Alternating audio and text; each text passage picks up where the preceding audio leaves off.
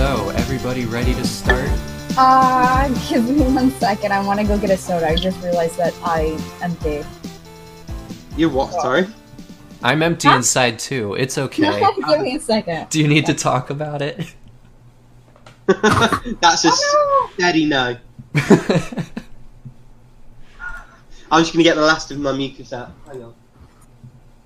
You'll just go ahead and look for my recently beaten. Oh, I should just start the episode now before anybody gets back. Yeah. Completed. There it is. I hit myself. Welcome in to the the How head. Long to Beat podcast. We're missing two of our people. Did you start it? We started.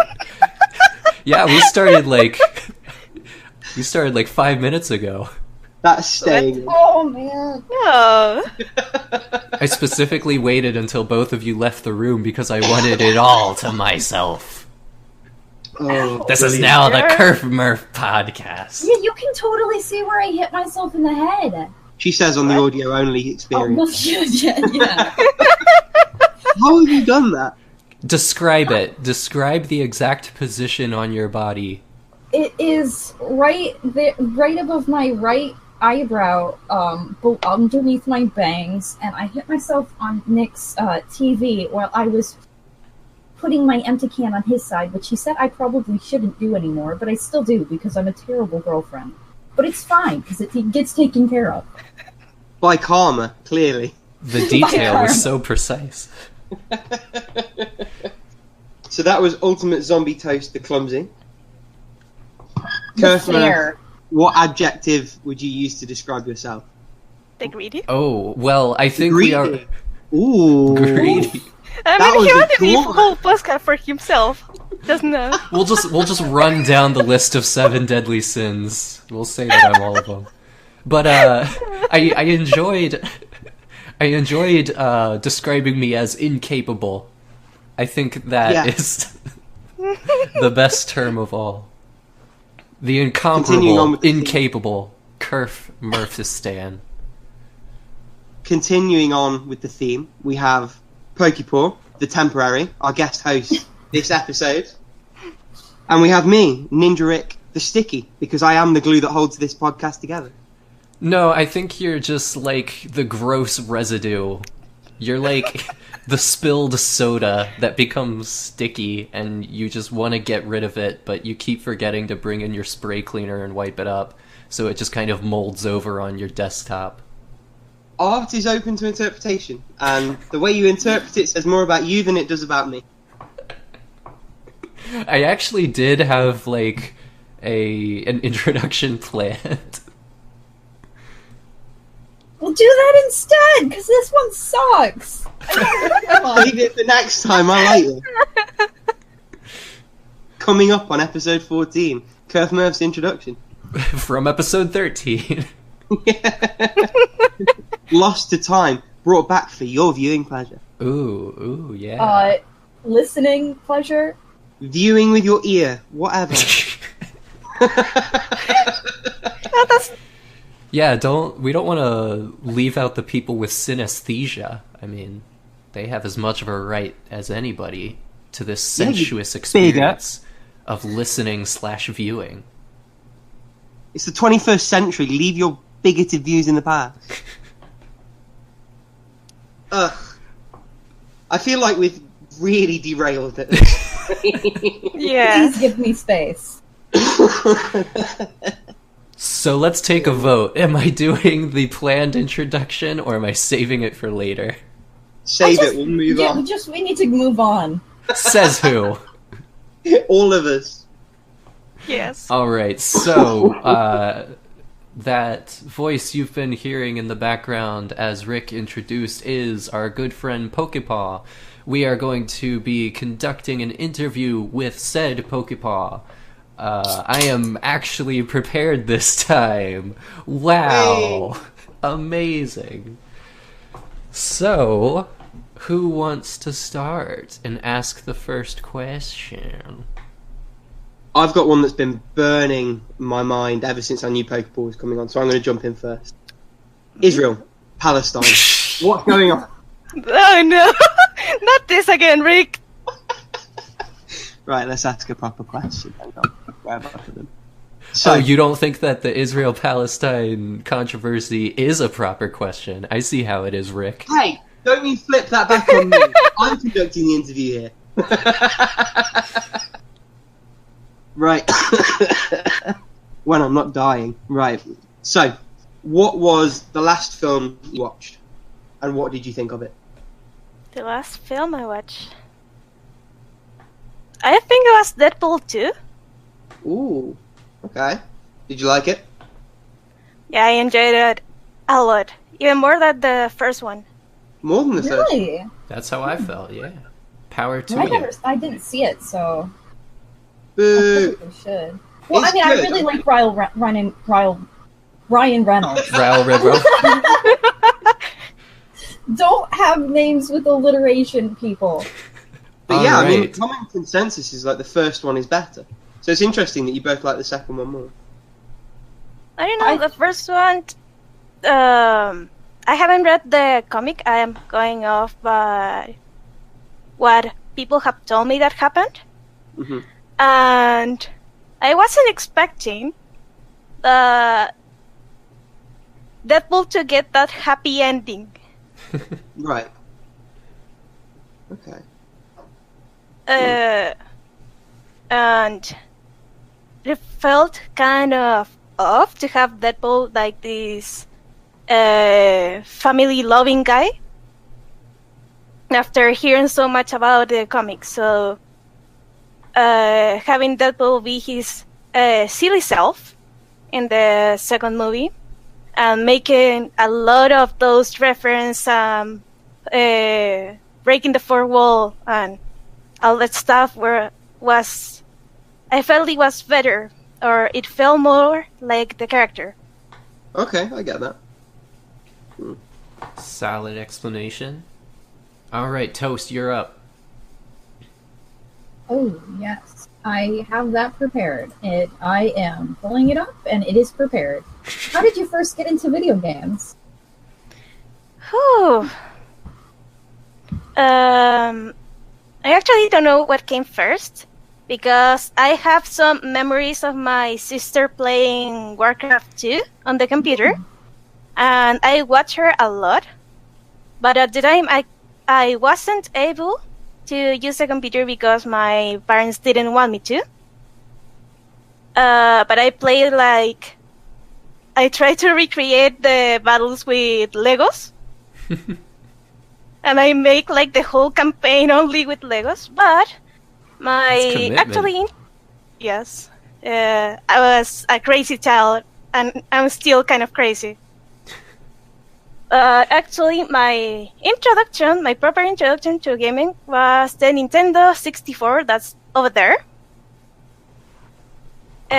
Because my dad brought one from the US when he went to, I think it was when he went to work for something. Hmm. And he brought back a Nintendo 64 with a couple of games. The one I was allowed to play was Pokemon Stadium, the first one. Oh, yeah, that one's a good one. Yeah, I still have it, and I haven't beaten it. I don't think I have either, to be honest. I actually want to beat it. I was planning to, but I was planning to beat it this week. But my wrist got messed up, so I can't play for a week. Is it an especially hard game, or is it just one that you've never sort of spent long enough on to beat it? I suppose that's for both of you. I didn't spend long enough to beat it, and as a child, I didn't know, for example, that all fire attacks were for special, or all normal attacks were physical. So I just tried to use the Pokemon I liked, but it didn't work so well for little 5-year-old me. Yeah, and as I grew older, my mom took away the Nintendo 64 from us, because we're four siblings, sorry. And she just put it in a box, like, with a lock. Oh my god. So because we should study and not play video games. That's the nuclear option, I suppose. Yeah, my mom used to do that. Not my mom, but the person I was staying with used to do that with our Dreamcast. I was only allowed to play it for 12 minutes a day, and it drove me, like, nearly insane. 12 minutes? That's oddly specific. Yeah, Yes. that's she read some report somewhere that, like, 12 minutes was about, like, I don't know. She just got in her brain that 12 minutes was the optimal time for video games. Everything else should be spent outside and studying and whatever. And it's quite crazy. ironic, that's a very, like, min-maxing attitude to video. She Yes. gamified your life. Yeah, she totally did. Wow. Also, how did I not know you're a Dreamcast? I told you, I've played Shenmue before. I really like Shenmue, and that was only on Dreamcast. I had it very briefly. I only had it for 2 or 3 years. Oh, fair enough. It was a hand-me-down from, I believe I've told you about him before, but he was my cousin, but he wasn't my cousin. We just called him my cousin. Like a brother And from he- another mother? Yeah, and he gave me his Dreamcast. More importantly, side tangent, is Shenmue as shit as everyone's making it out to be now? It is not. It is. People are... No, it is not. It is a great game. Fight. It is 18 years old. This game is 18 years old, and it has brought nothing but love and care, and just, it tries to pull you into this world, and for a brief, shitty second, you don't have to, you almost believe that you are there. And it's really great. It's something magical, and people who tear it down, just, either they don't want to see it, or they can't see it, and I feel bad for them. I just think that the Yakuza series does what Shenmue wants to do so much better and actually makes it fun. Ooh. Ooh. I think that Yakuza loses a little bit of the magic that Shenmue has. I mean, it's successful, yeah, it's good, but I don't think it has quite the same, like, elements that Shenmue does. There's something about Shenmue. Are you Team Toast or Team Curve, Pokeball? I think you're Team Toast, because you reacted. I'm not sure if it was picked up on the mic. Curve started ripping, you're like, no! I think she was just feeling for me, like, having No one that does soul that. I was That's just not a feeling. thing that happens. I don't know. You don't have to believe in any of the magic, Curve. You can go your separate way. Usually you have good taste in video games. But on this one instance, you're wrong, and you know you're wrong. I can take one instance. Yeah, one I will instance you're accept wrong. my one instance. Alright, so in the Alright, interest keep of it moving on, I will ask my I will ask the first of my series of questions. My first question is there a game that is objectively bad, but you love playing? Shenmue. Sounds familiar. Whoa! That was a Sounds... Pokepaw question. Yeah, that was a Pokeball question. That was a Pokepaw question a long time ago. Oh, How what- can you ask her own question? Hang on. Whatever do you mean? You're stealing my own Plagiarised. questions. Yeah, you just plagiarized our guest here. You should be ashamed. I did nothing but use my very own brain. Let me tell you a little Which story. happened to be looking at the screen where she wrote her question Let down. me tell you a little story. Let me tell you, Curve's question drafting process is the same as everyone else's. He tries to get as much information in before he writes his questions. No, no one getting that? I had a very intensive research That's how- process. You went to the forum boards, looked at all the questions, selected the best one, and put it down on a piece of paper. Hey, I'm not obligated to say what my research process was, but it was very extensive, I'll tell you that. So, my 100% original question, do not steal. Is there a game that is objectively bad but you love playing? Is there a game that's subjective? I don't know.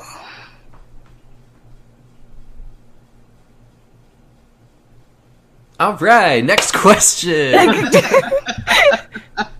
Or maybe is there like a I game? mean- Is there a I game mean- that you don't like but other people do?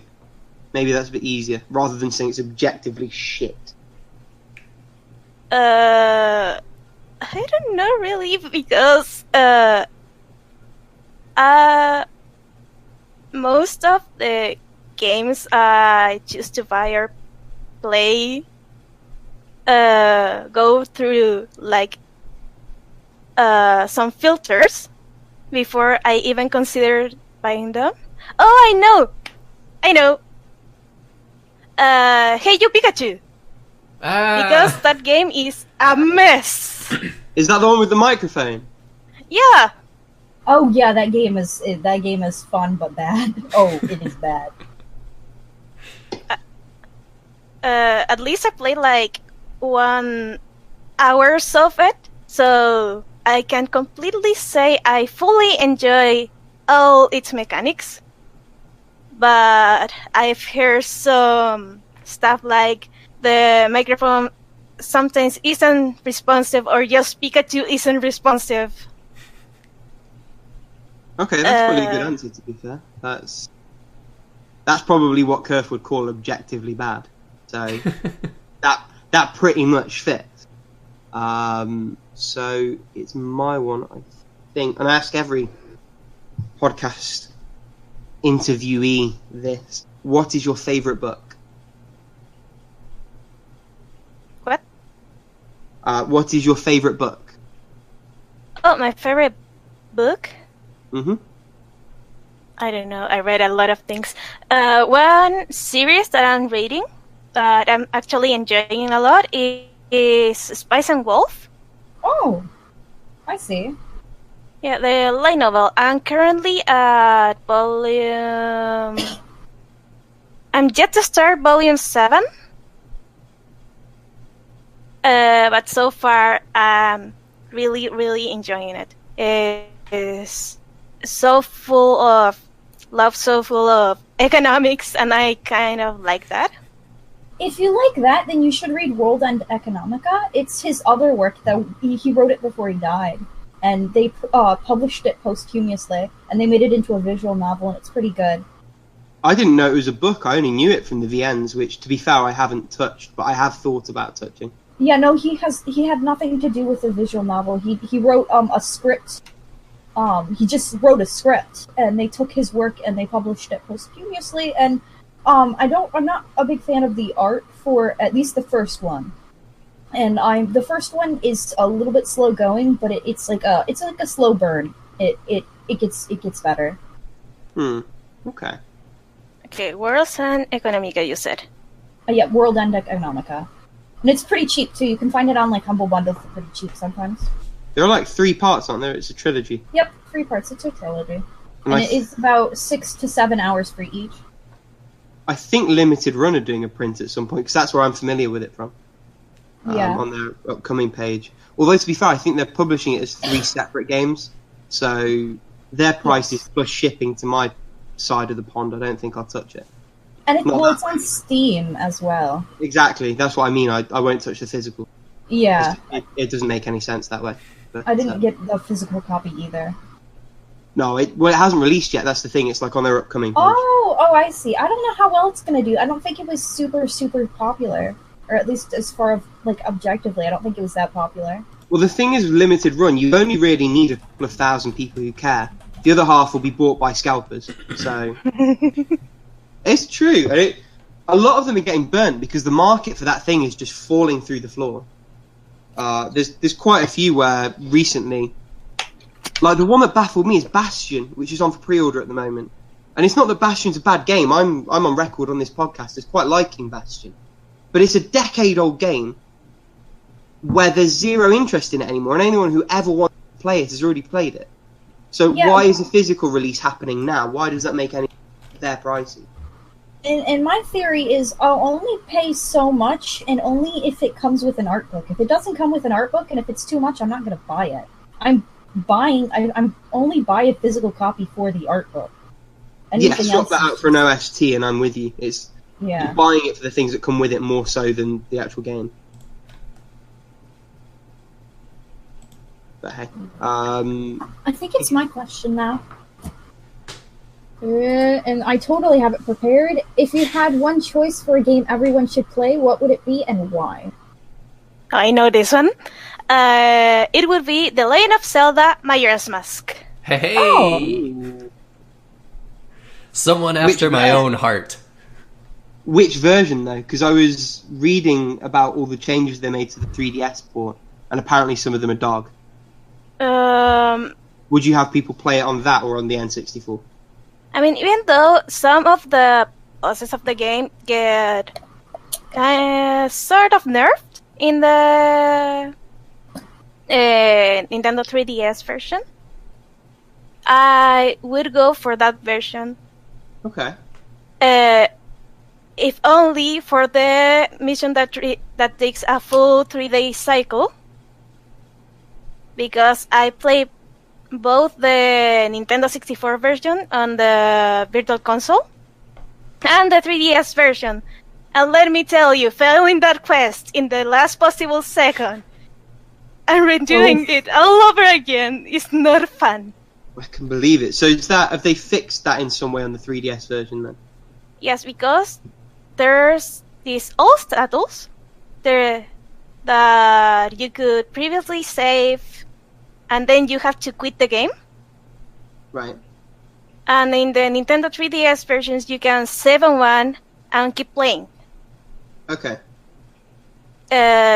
So if you fail the quest, you have to only do the last part, not the whole 3-day cycle again. Right, I'm with you. Also, the Nintendo 3DS version allows you to use the that's the song that you used to... the Sun song? I don't remember. The song that you used to, go to... go forward in time. Oh, Double Time. Double Time, thank you.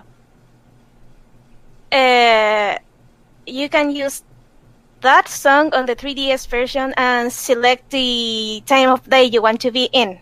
Yes, you can, yeah. It's very useful. It's very, that is very useful and saves you a lot of time. Just waiting, just literally standing there. Now you don't have to. Hang on, then. In fact, no, sorry, finish. I'll come back to that point. Sorry, go on. I forgot what I was going to say. Oh, I'm really sorry. Yeah, thanks a lot. Wow. Thanks, Rick. For someone who's big on Shenmue, to then criticize games that make you wait, it seems a bit hypocritical based on the coverage I've seen of that game. What? Okay, the thing about Shenmue is that you never... Majora's Mask, there's specific side quests, and when you're doing them, it doesn't feel like you should be doing anything else. It feels like that's your goal, your objective for that time period. So I usually just wait around for that. But in Shenmue, there's always other stuff to be doing, so it never really bothers me. The time limit is really not limiting in Shenmue, because you can literally just spend it buying gacha. And the time limit isn't really constricting, whereas Majora's Mask gets stressful. So just sitting there waiting is really... It stresses me out, man. Because it makes me too aware of the time limit. Whereas Shenmue, the time limit might as well not even be there. Well, the impression I got of Shenmue was that it was the other way. So the example that Donkey gave in one of his videos was that in one of the days you have a single thing to do, which is visit someone in a shop at a specific time. But you have to wake up at that specific time, and then you have to literally kill time until 3 o'clock. You go to the shop, and then the guy says, I'll go to this place tomorrow, and that's all you've done in that day, and you've had to sort of kill for the rest of the day. Yeah, but it's not... It's different in my opinion, because you can get those done at pretty much any time. Even if there's specific times, usually in the week, and it's not like a huge big deal if you miss them. There's no like repercussion to get the bad ending. It's actually more work than to get the true ending. You have to fail pretty hard to get the bad ending.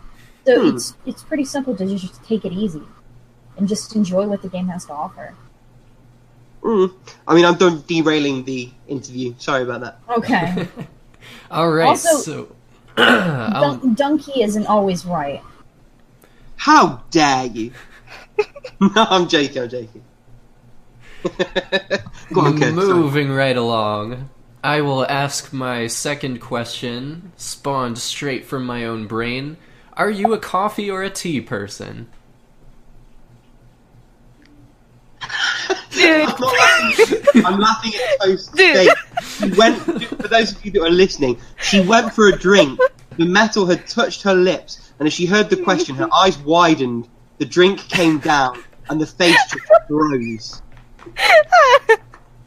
I'm that was a perfect. tea person. I'm a tea person. I drink different kinds of tea. Depending on my mood and the time of day.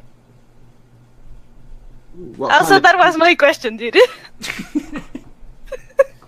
What do you Is mean, this your what's happened? question? You've just taken 4 of Pokemon's questions. Here, stop.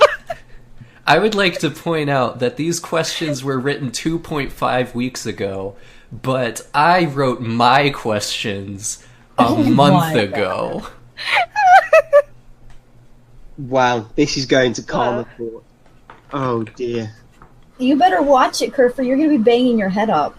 Karma's a bitch. Right, let's move on before this all collapses in on itself.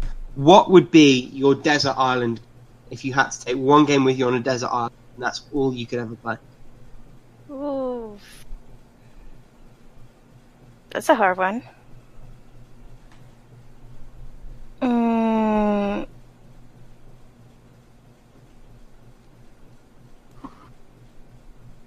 Okay, I have played like very few games that are both lengthy and fun to play over and over again. But I would have to go with The Legend of Zelda Breath of the Wild. Ooh, that's a good shout. Because I spent over, I think it was over 170 hours on that game. And I still couldn't find like half of the Karaks. Yep.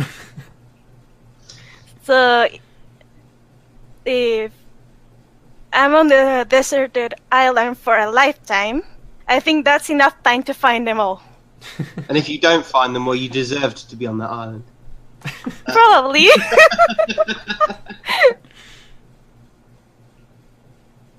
It'll be good practice Toast? for finding natural resources to survive. Also, I like it.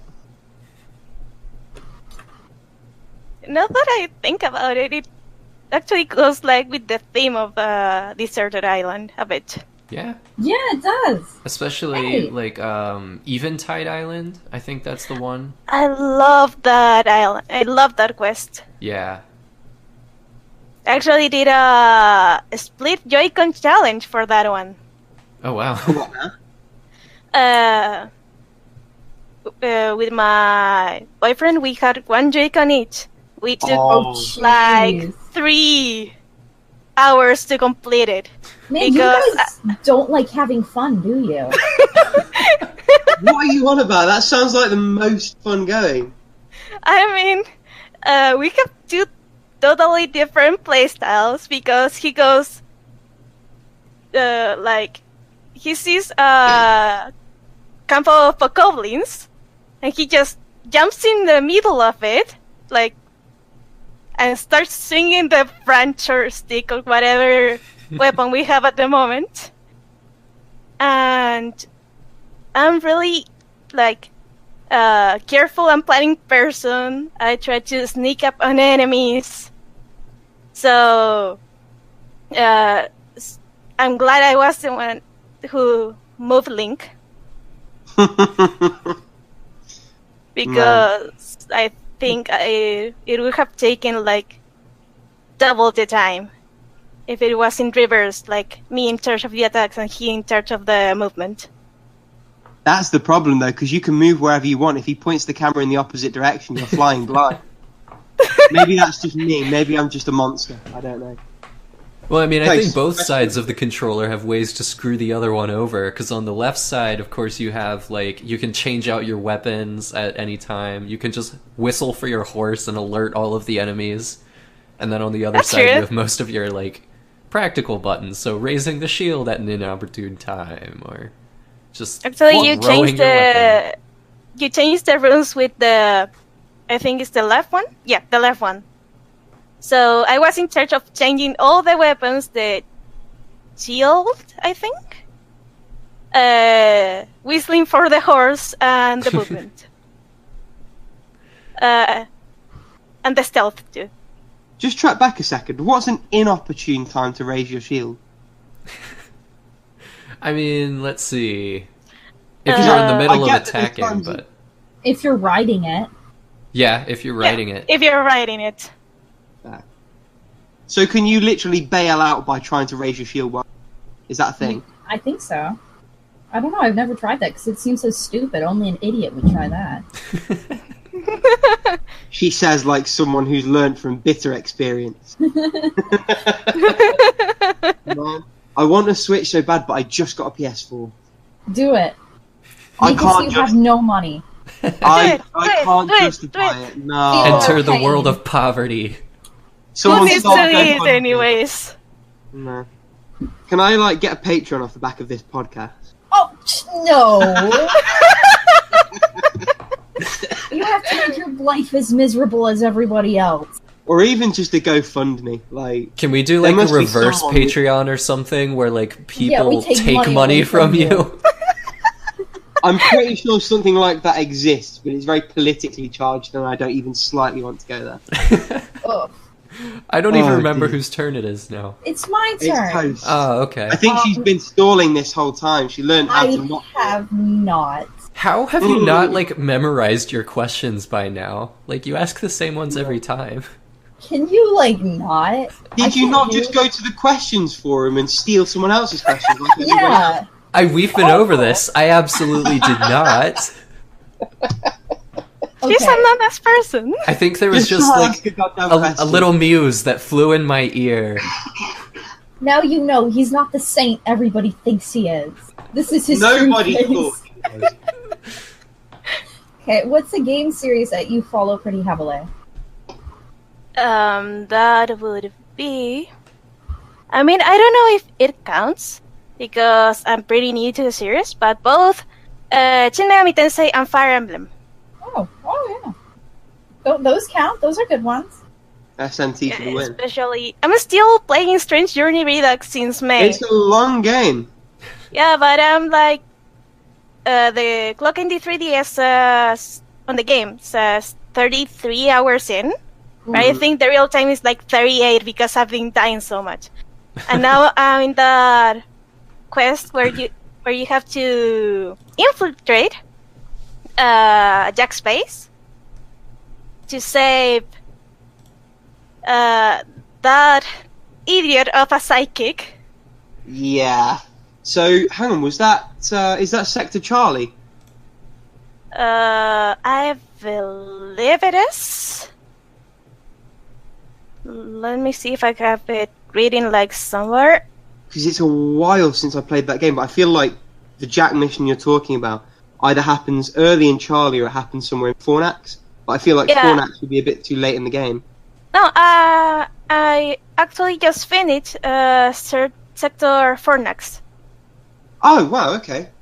Oh, yeah, because it's all coming back to me now. Yeah. There you are, so it probably is Fornax.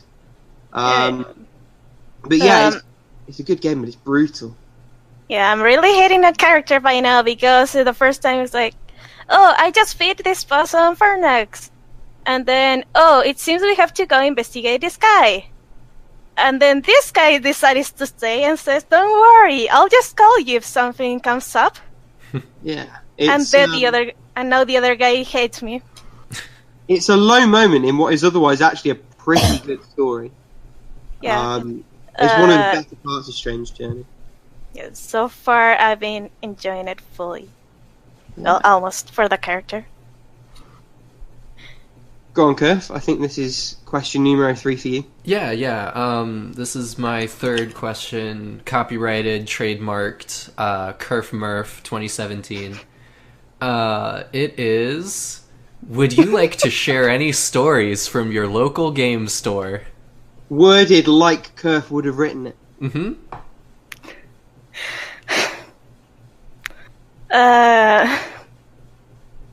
Okay, when I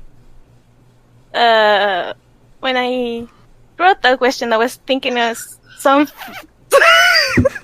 somewhere around about. I was thinking of the GameSpot, GameStop horror stories I've heard so much, and I wasn't thinking of my own places where I buy my games. Oh my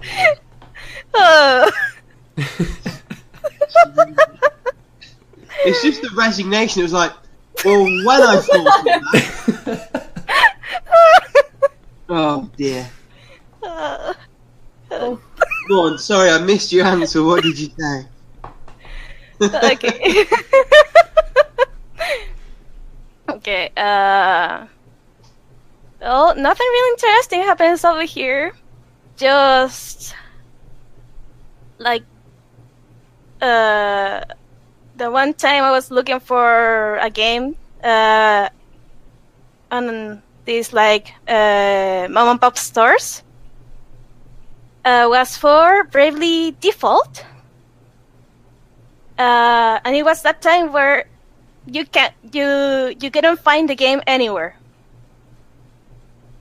So at that time, a new 3DS game in my country cost around 35,000 Chilean pesos, and that is around $60. Oof. Ooh, that's quite the markup. Yeah. So I was looking for the game. No one in all the 10 or so stores had it.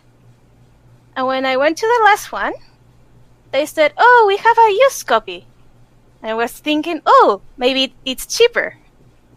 No, it was 41,000 Chilean pesos, and that clocks around $75, I think. That's crazy. I was like, nope, I'm out. I can wait.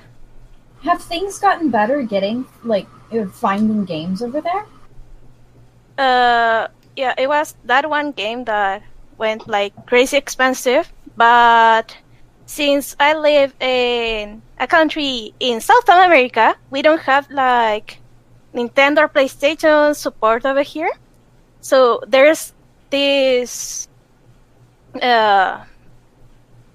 massive company that buys the game from them and then sells them to the retailers over here. So games tend to be a little more expensive. Does that extend to digital? No, because we don't exist on the digital radars of Nintendo's PlayStation.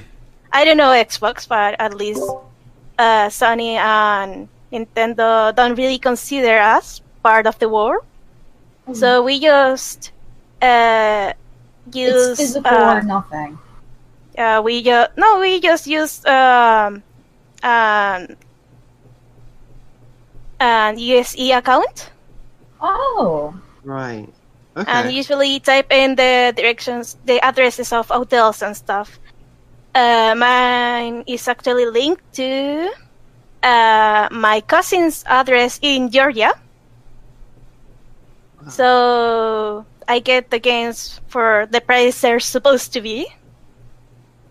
Yeah. But still, there's a couple of places where they sell newer games like at lower prices when they're like a couple of months in the market. So I've gotten like most of my non-Nintendo games from there. And the Nintendo games, I either buy them at release date if I really want them, or I buy them used from a group on Facebook. Because we cannot do that. We have like this big group on Facebook instead of eBay, and people post their products, their used games. Then people that are interested get in touch with them, and we usually meet up at some place to make the exchange. Yeah, so it's more of a community thing. Yeah, it's more of a community. I can't even imagine what like video game prices and availability would have looked like in countries before the internet. Like, they would have been disgusting. Well, it was probably the same in a lot of places when you think 20, 30 years back when there were problems getting things out of Japan full stop. Yeah, I can't imagine how was even possible to get video games before these 3 like retail stores like that are very similar to GameStop came to the country and started selling games. Mad. But then we have the mom and pop stores where games are cheaper too.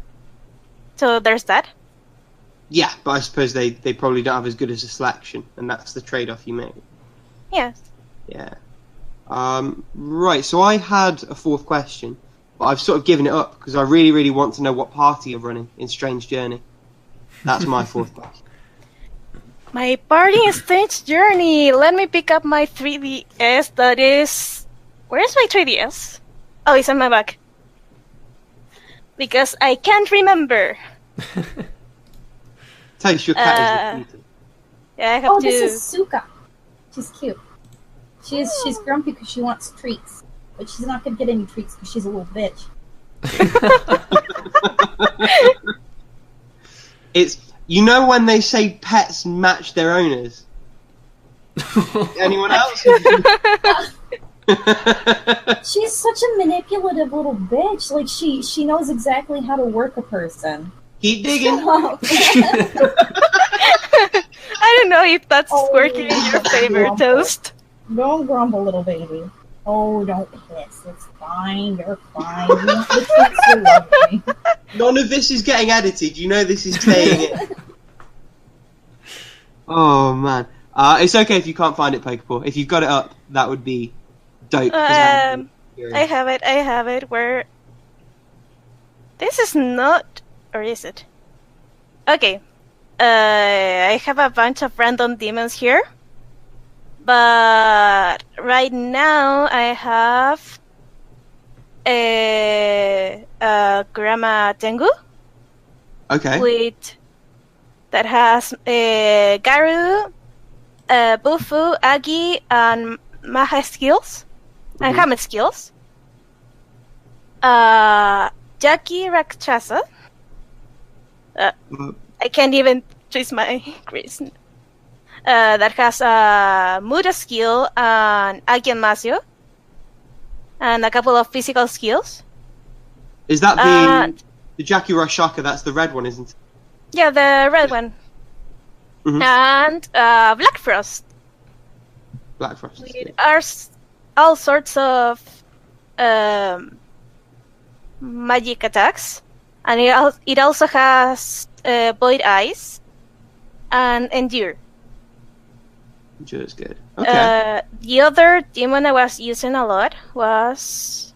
and this one I have especially for the skill and for the boss I was fighting, is an Airavata, the elephant, with luster candy. Luster candy's a skill and a half. Yeah. That skill kills it all the way through. Ooh. Yeah, and I think it also has some... No, it doesn't have reflect fire. What did you say, Kurf? I missed that. I said way over my head. Yeah, me too. So, for the uninitiated, Luster Candy is a skill that buffs all of the main stats of every member of your party. Well, that's useful. Yes. It costs is like very 50 MP, useful. so you have to grind to use it anywhere other than the bosses. But it is very, very good. Slightly broken in Shin Megami Tensei 4 there, because you can teach it to your main character quite early on. And if Yes. you set them as a magic user, you can abuse it far more than you have any. Yeah.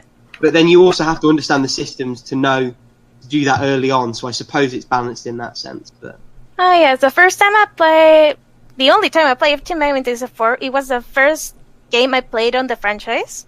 So I didn't even know Luster Candy existed. But I did make my character a magic user, which is quite broken.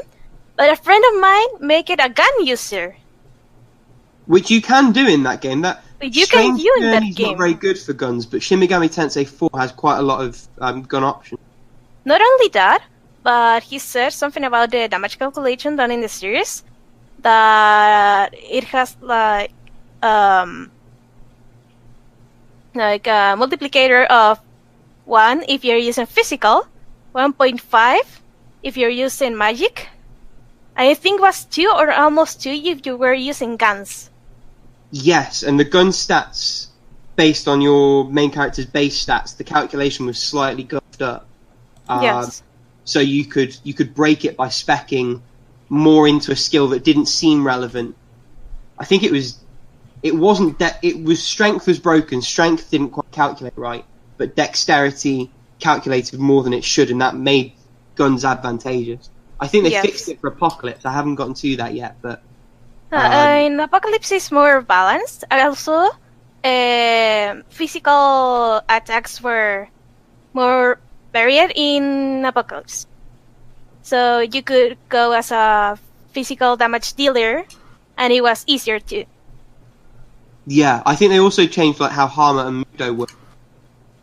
I'm not going to be a fan of. I know it already because I quite liked those being for reward insta kills. You we'll got see. a little bit there. I couldn't was hear saying, you. I was saying, I think they changed the Hama and Mudo skills in Apocalypse. Have you already played Apocalypse? Yes, the Hamamu skills, instead of having a chance to hit, they hit, but their damage is calculated like any other magic skill, if I remember Yeah. correctly. And I think it's if you're hitting it as a weakness or there's some kind of press turn link in that then gives them the instant option. Yeah. But we'll see when I get to that. I don't want to derail this too much with Shin Megami Tensei 2. Come on, Toast, one more question. And I totally have it up. And it is I already did 4. Oh wait, no, I guess I didn't. What's your favorite video game? The Legend of Zelda Majora's Mask. Really? So, really, because it has so much going on in the world. And also, I really like the characters that made the world like feel more alive. Yeah. And for example, I knew all these characters in Ocarina of Time, but Ocarina of Time didn't really delve into their lives. But now they're in Majora's Mask, they're given more personality, they're given fears, insecurities, and that makes them seem a little more human. Okay. And it feels just different. Like Link is going into this war not as a hero but as a normal person, and it's like he just decides to do things for these people. That's why I like Wind Waker as well. Because he wasn't ever really like a hero. Just a little boy. Yeah. I haven't finished Wind Waker. I should. You'll love it. I don't know why, but I was get to the Tower of the Gods. Yes, that's the low point of the game. Yeah. Yeah, but the first time I played through, I went to the Forsaken Fortress, and then I left it like for a couple of months, and I didn't remember anything. Then I went again until the Towers of the Gods, and a little beyond, I think. And then I left it for a couple of months and forgot everything again. The third time wasn't a charm. Oh, jeez. And I got to Jabu Jabu. And I haven't touched that game, I think, even before I played Breath of the Wild. So every So I time have you to- start playing again, you just get one temple further. No, because the the last time I didn't get to Tower of the Gods. I felt like one temple short. It's really Right. weird because until I was like 5, like I think I was 6 before I ever got past Forsaken Fortress because I was just so afraid of the pig people that it took me years to actually make it past them. Isn't that like the first dungeon? It is indeed. Yes. So it took me quite a while to like I was 5 or 6 before I ever got past it. It certainly Yeah. didn't To be take fair- me that long, but it took me a while because I could just not figure out the layout of that place. To be fair, I think I was 5 or 6 when it came out though, so it took me like a year. Yeah. And I don't think I was. I don't know. I might have been playing all the time. Right, go on, Kurf. All right, so One more completely original question. the Steph. final question, the one we have all been waiting for, the one feel- true question. I feel like a facepalm is coming. Somehow. How did you choose your username? Oh, The bait and switch! Oh, got you all! Oh no, he didn't. Ah! I chose this username like a long while ago when I tried to make a YouTube channel, and it was like a play with a couple of words that Poke was in part for pokepaw and in part for pocket, in part for Pokemon. Sorry, and I was considering the word pockets too, like in Pocket Monsters, because I wanted to make like short little videos. The paw part of the game, the name was because I really love cats. And it's sort of a pun on my own name because my name is Paula. Right, I'm with you. Somehow, when I went to see my family in the United States, they pronounce the first part like Paul. So is it so- pronounced more like Paula? Yeah, Why it you- is pronounced more like Paula instead of Paula. I'm with you. Ah, Cool. All right. I'm just transfixed by the cat. I'm really bad. yeah, she's got orange eyes. She's kind of interesting. Mm. See, they aren't completely like their owners. I'm trying to make out her expression because at times it's like she's like in the seventh heaven, and then her face changed like I'm gonna kill you, human. Legit. She's fine. She's actually, she's a pretty cool cat. She doesn't ever really like, she's not angry super bad, and she just likes playing, and she's more like a dog.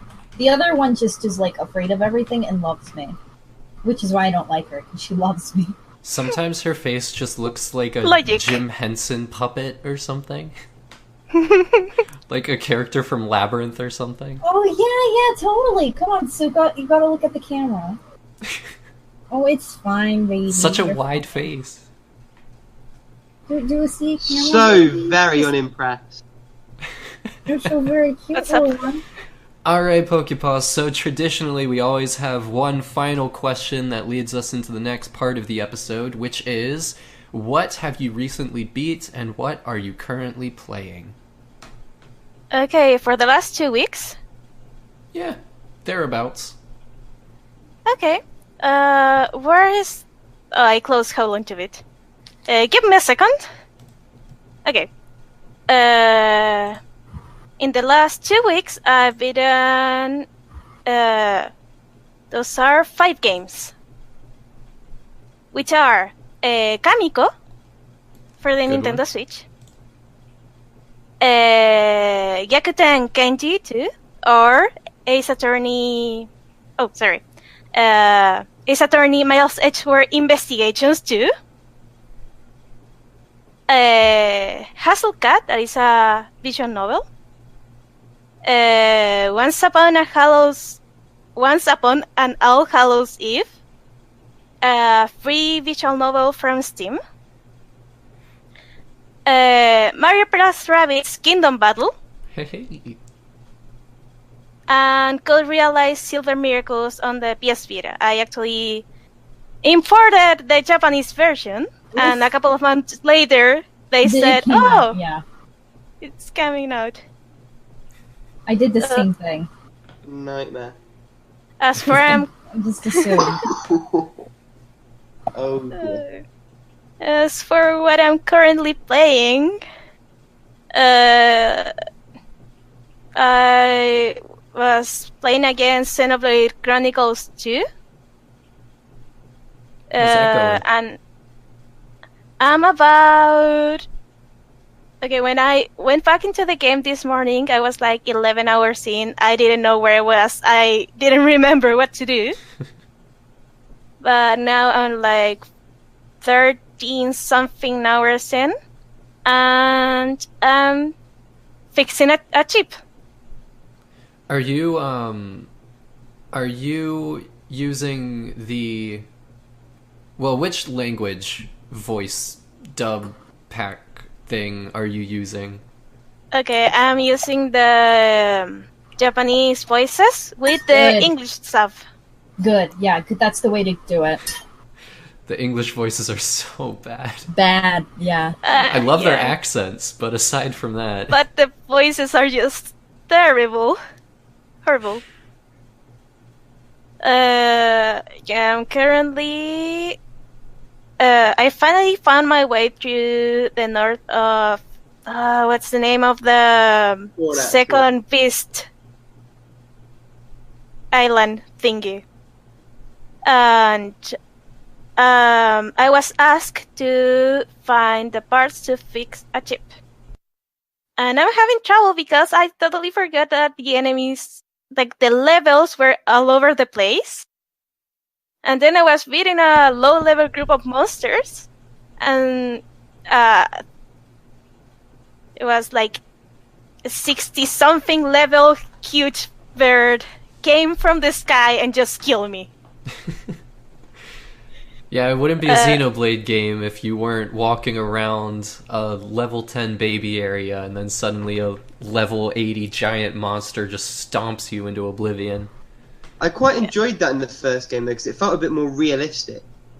Yeah, and I've somehow escaped from these situations. I don't know how. I just found a cliff and thought it was safer to jump. and somehow the only survivor Rex was out of the beast side.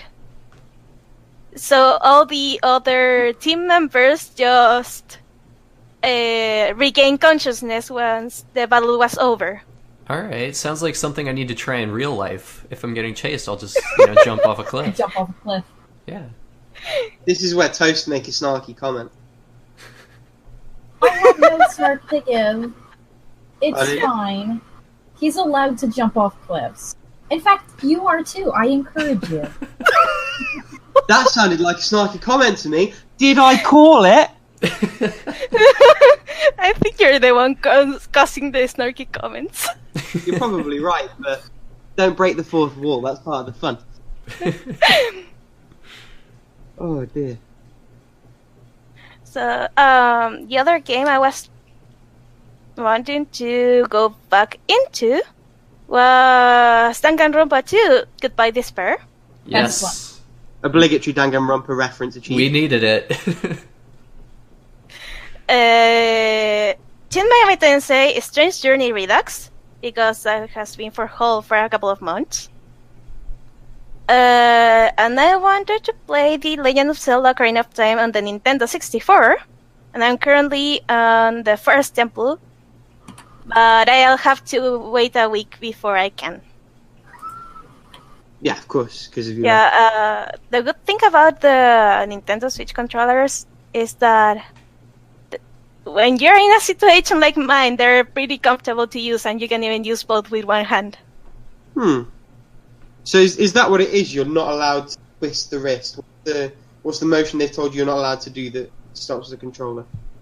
Okay, I cannot twist the wrist. I cannot move the wrist. Right. Okay. But I can still, for example, type in the computer.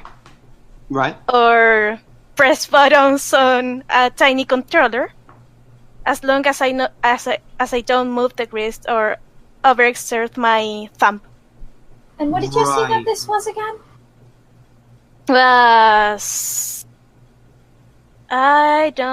I think you call it tendinitis. Oh, tendinitis. Tendinitis. Thank you. Yes, I actually have tendinitis too. It sucks. It's awful. Yeah. What disease don't you have, Toast?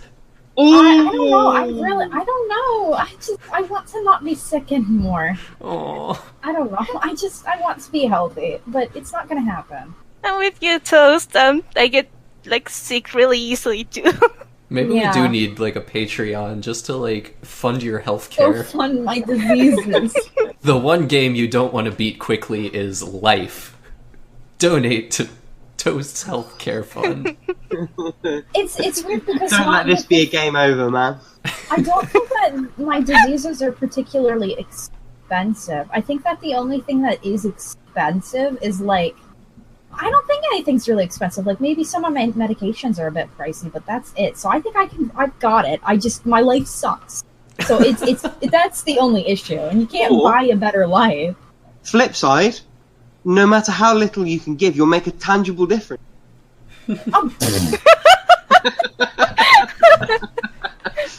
I think he's using Toast like money. A facade. Yeah, I don't want the pity money. This is our secret money laundering scam.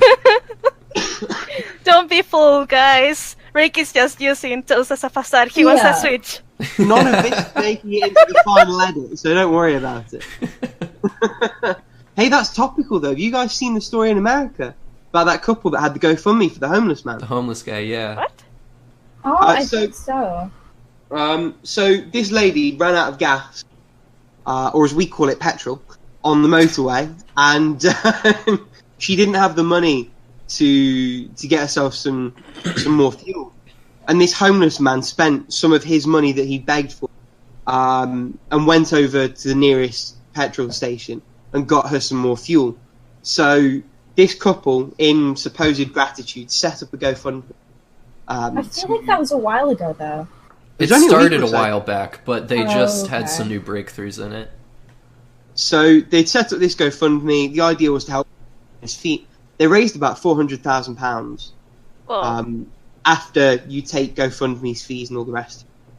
And there's been a lot of disputes because that money seems to have disappeared in the homeless.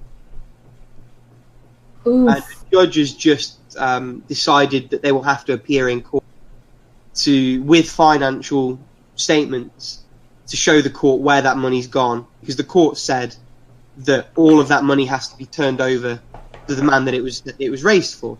And they're saying, well, the money's all been spent, it's all gone. It's all gone on things for him. He blew most of it.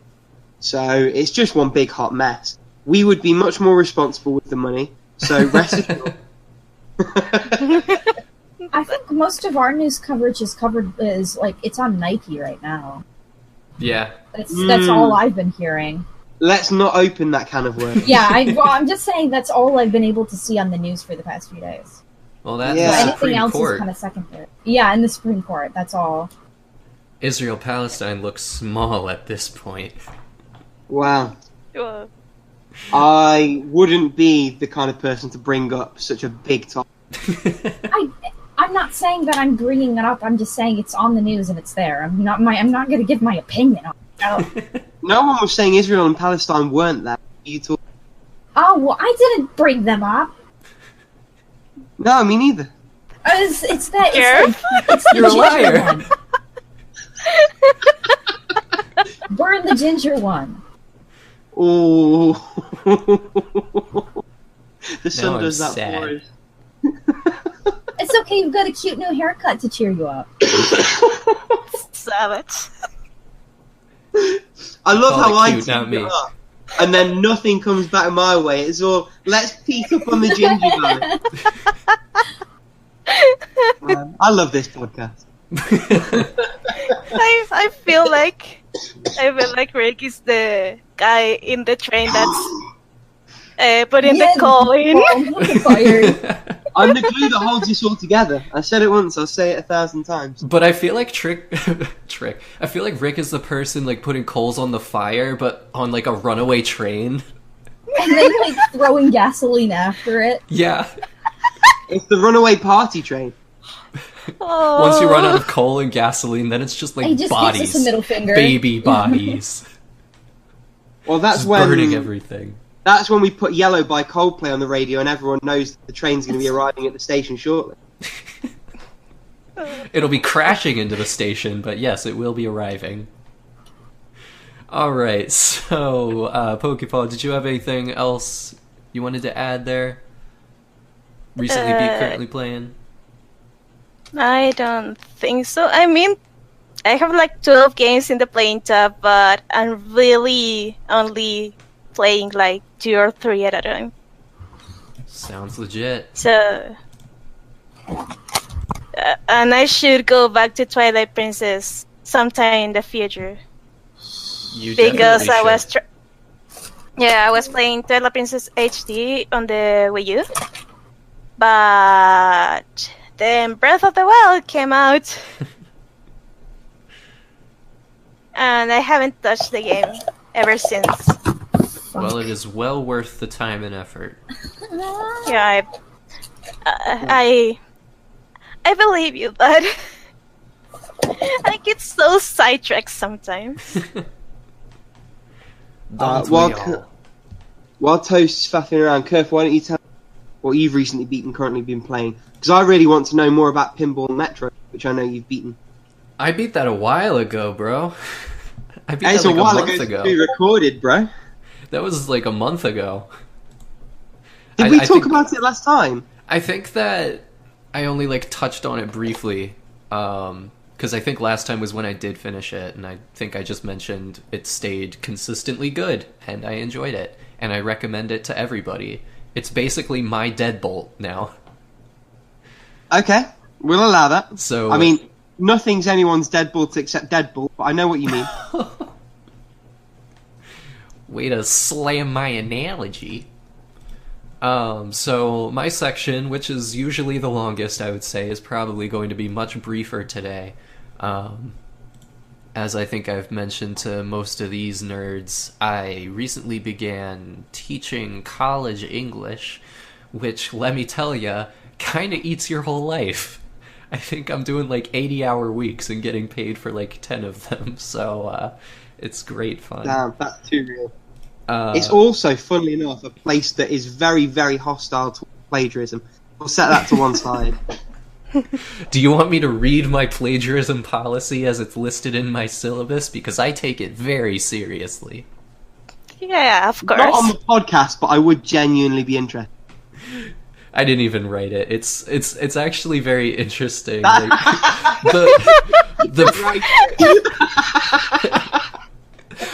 Our program actually like tells us we have to use certain plagiarism language in our syllabus, so we basically have to plagiarize them in order to. No, like, I get what convey you're the saying. message. It's just the way. Like, can we see your plagiarism policy? I mean, yeah, I didn't even write it. Oh, the irony's great. Alright, so recently beat. First up is Stories The Path of Destinies. Wah-ba-da-ba-ba-ba. So I think that all of the smack talk from last episode maybe peppered me to think it was going to be worse than it actually was. I still can't say that I loved it or anything, but I had a decent time with it, I would say. I mean, I kind of just went straight through. I got each of the endings that you have to get in order to move on to the true ending. Mm-hmm. And I think I took a few wrong turns for the true ending, but ultimately I made it. I mean, I think I agree with what a lot of you guys said about, the gameplay, the combo system being a little too simplistic, and some of the narrative kind of stuff that you talked about, Rick. I agreed with that, but it was okay. For free, I really can't complain. Well, I disagree, but hey. The other game that I played was The Last Tinker City of Colors, which has just kind of been sitting in my backlog for a very long time. It's a game that bills itself as a platformer without a jump button, and I don't think they really realize that that's not as, special as they seem to think it is, because there are plenty of platformers without jump buttons. Namely, Bionic Commando back on the NES, and there are Captain Toad very recently. Yeah, Treasure Tracker. There are several. So ultimately, it ends up being more like Assassin's Creed kind of gameplay mechanics, in kind of a Jak and Daxter, Ratchet and Clank type world. And it looks like ass as well. It's pretty... I mean, I think the environments are good, but the character designs are ugly as sin. It's just so soulless. Kind of. It looks like someone pulled stock assets. I do think that some of it's a little lazy because they could just be like, hey, this is a civilization of green people, so we're just going to make the entire level green, and there's just going to be a little bit of splotches of other colors here and there. So, yeah, artistically, a little lazy. I'll say that the writing is kind of its saving grace to some degree. The characters are pretty simplistic, but they're effective for what they are. And that's all I've got for recently beat. Anyway, currently playing, I don't think I have much new. I'm still continuing my Fire Emblem Echoes playthrough. I've done a couple more maps in that. I did a little bit more in Breath of the Wild over the weekend. And I finished up another case in Phoenix Wright Ace Attorney Trials and Tribulations. And it was one of my favorite cases. I actually love that one a lot. But the only really relevant new one is Yakuza Kiwami 2, which came in the mail from Gamefly. Or, as it's known professionally, Lesser Shenmue. Oh, you are gonna pay for that.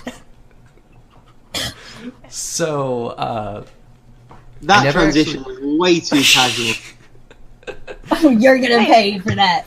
Let's move on. So I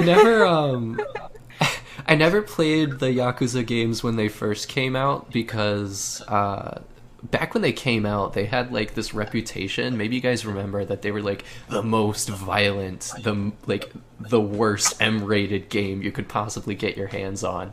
When they're really actually just goofy little games with kind of vaguely soap opera plots. Yeah. Or you can just sing karaoke songs and do pervy things. So I only really came to them within the past couple of years. So having the first Kiwami and now the second one have been really, really useful for getting me caught up on the first games in the series. I think I'm enjoying this one a little more than the first Kiwami. The first one, there was something about the actual combat mechanics. They worked very well, but you basically had like 3 stances. You had your like really fast punchy stance, you had your normal hitting stance, and then you had like a third slow but really powerful one. And then I think there was actually a 4th one, which I can't remember the use of whatsoever. And it was just a little weird. Like, it seemed like you had more options than you did, and the combos were just kind of weird. You had to upgrade each tree separately and stuff. Kiwami 2 is a little bit more streamlined. It still has the issue where the combos are a little simplistic, but since you're only upgrading one fighting style, you have more options within it, which is very cool. And I mean, there's a side quest where you save a guy from like getting beat up or mugged or something, and he says, "Oh, let me treat you. Let me take you to this this like bar or this like restaurant or whatever." So you go there and you walk in, and there's a lady in an apron, and she says, "Oh, if it isn't my little baby, who wants some milk?" And so of course Kazuma Kiryu realizes something very suspicious is going on, so he's backing away from her and stumbles against the wall, and the whole room falls apart around him and exposes a nursery room where grown-ass Japanese men in diapers are crying on the floor while women are feeding them bottles full of milk. And this is why Shenmue is so much better, because there's none of that shit. But it gets better, because... No, it doesn't! Because once Kazuma Kiryu admits that he wants no part of any of this, then all of the man-babies stand up and say, "So you're just gonna reject our hospitality like that, huh?" And then you have to fight like half a dozen grown-ass men in diapers because you're not into their kink. I can almost get behind that. Almost. And everybody learns a really valuable lesson afterwards Don't about... kink shame. More than that, it's about not trying to put your fetish onto other people. It is an art game. In fact, it is the proof that video games are art. The stone silence says it all, I think. Anyway, yeah, I mean, that's all I got. The Yakuza games completely passed me by in every form up until like a couple of months ago. And there's a part of me that thinks I'd probably have a blast. There's a bigger part of me that thinks, in terms of the effort that would be involved, time investment, all the rest of it, they probably just aren't for me. Although, I am very tempted by the Fist of the North Star crossover that's on the way. I feel like I could get behind it in that way. With like a silly story that's self-contained in its own thing, rather than having to sort of get behind all the Yakuza lore. I think that you should at least give it a try, because you're right that there is like a lot of content there and it can be kind of overwhelming, but I've always experienced when I've been playing them that I never really feel like I have to do more than I want to do. So like if I don't want to take part in any of the like mahjong or shogi little mini games that they have, then there's nothing forcing me to do that. I can just completely walk them by and feel like I'm not missing out on a lot. And you can just figure out which of the mini games you do enjoy and stick to those and stuff. One thing also I didn't realize until recently is the team behind most of the Yakuza are the same team that made Binary Domain. Really? Yeah. Which I can definitely see the thread in terms of the sense of humour and some of the sensibility. Yeah. But, yeah. And, in the just general quality. If you say so. Don't you say anything about Binary Domain.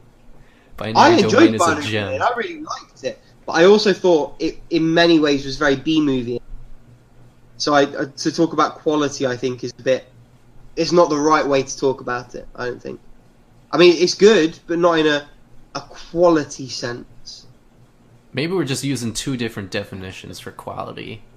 I feel like we're coming at cross purposes a little. But that's semantics, and ain't nobody got time for that. I've got one retirement before I jump into Played and Beaten, and that was The Legend of Kage 2 for the Nintendo DS. It is the floatiest, most empty, boring, devoid of any purpose or use or reason platform. Well, it's not even a platformer really. It's like a beat 'em up, but if in that beat 'em up the plane was flat and every enemy that you came into contact with went down in one hit and had all the offensive capability of a wet piece of tissue paper. Ah. So it's just boring. You sort of go through these motions and there's no sense of it. So I spent about 10 minutes with it. I went through the first 2 or 3 and just said, you know what, this isn't worth my time, and I retired it, and that's all I have to say on that. So you're a quitter, is what you're saying. Yeah, well, I'm a serial quitter. One in every 5 games I play, I drop. So I wear that badge with pride, thank you. And actually, the numbers reflect that weeks because I have 1 retirement and 4 completions. So that maps. It also segues. Do you want my inhaler? No. You want mine? By the time you get it to me, I think I will have... So the first game I beat was Prey, my first PS4 completion, and a 10 out of 10 game, as far as I'm concerned. I gushed about it a load last time, so I don't want to go over that too much. I think they botched the story a little bit. I don't like the way they end it. I feel like there's quite a few plot holes and things where really, once I finished the game, although I liked the ending at the time, the more I think about it in the context of all of the story before it, the more I feel like it was a bit of a cop-out and fairly weak. But I also don't think it actually takes anything away from the experience, really. Because everything prior to the ending works in its own right. You can almost retcon it a little, just ignore the way it ended. So what build did you ultimately end up going down? So I went down... So there's... Without spoiling too much of the way it ends, there's a destructive path, and there is a less destructive path. And I took the less destructive path, and then when the twist at the end is revealed, I took what would be termed, I suppose, the good route in that sense also. Excuse me. And as it happened, all the decisions I'd made in the game fed into that anyway. So every opportunity that you had to save a character or make a positive impact I'd taken. I hadn't installed a single Typhon mod, which was partly because I thought they were a bit pants and they didn't really play into the way that I wanted to play the game. But that obviously counts towards what happens in the end game. I think what I loved about it the most, and it surprised me as someone who's quite keen on mechanics over narrative, was just how much the narrative fed into the mechanics and how much care clearly went into it.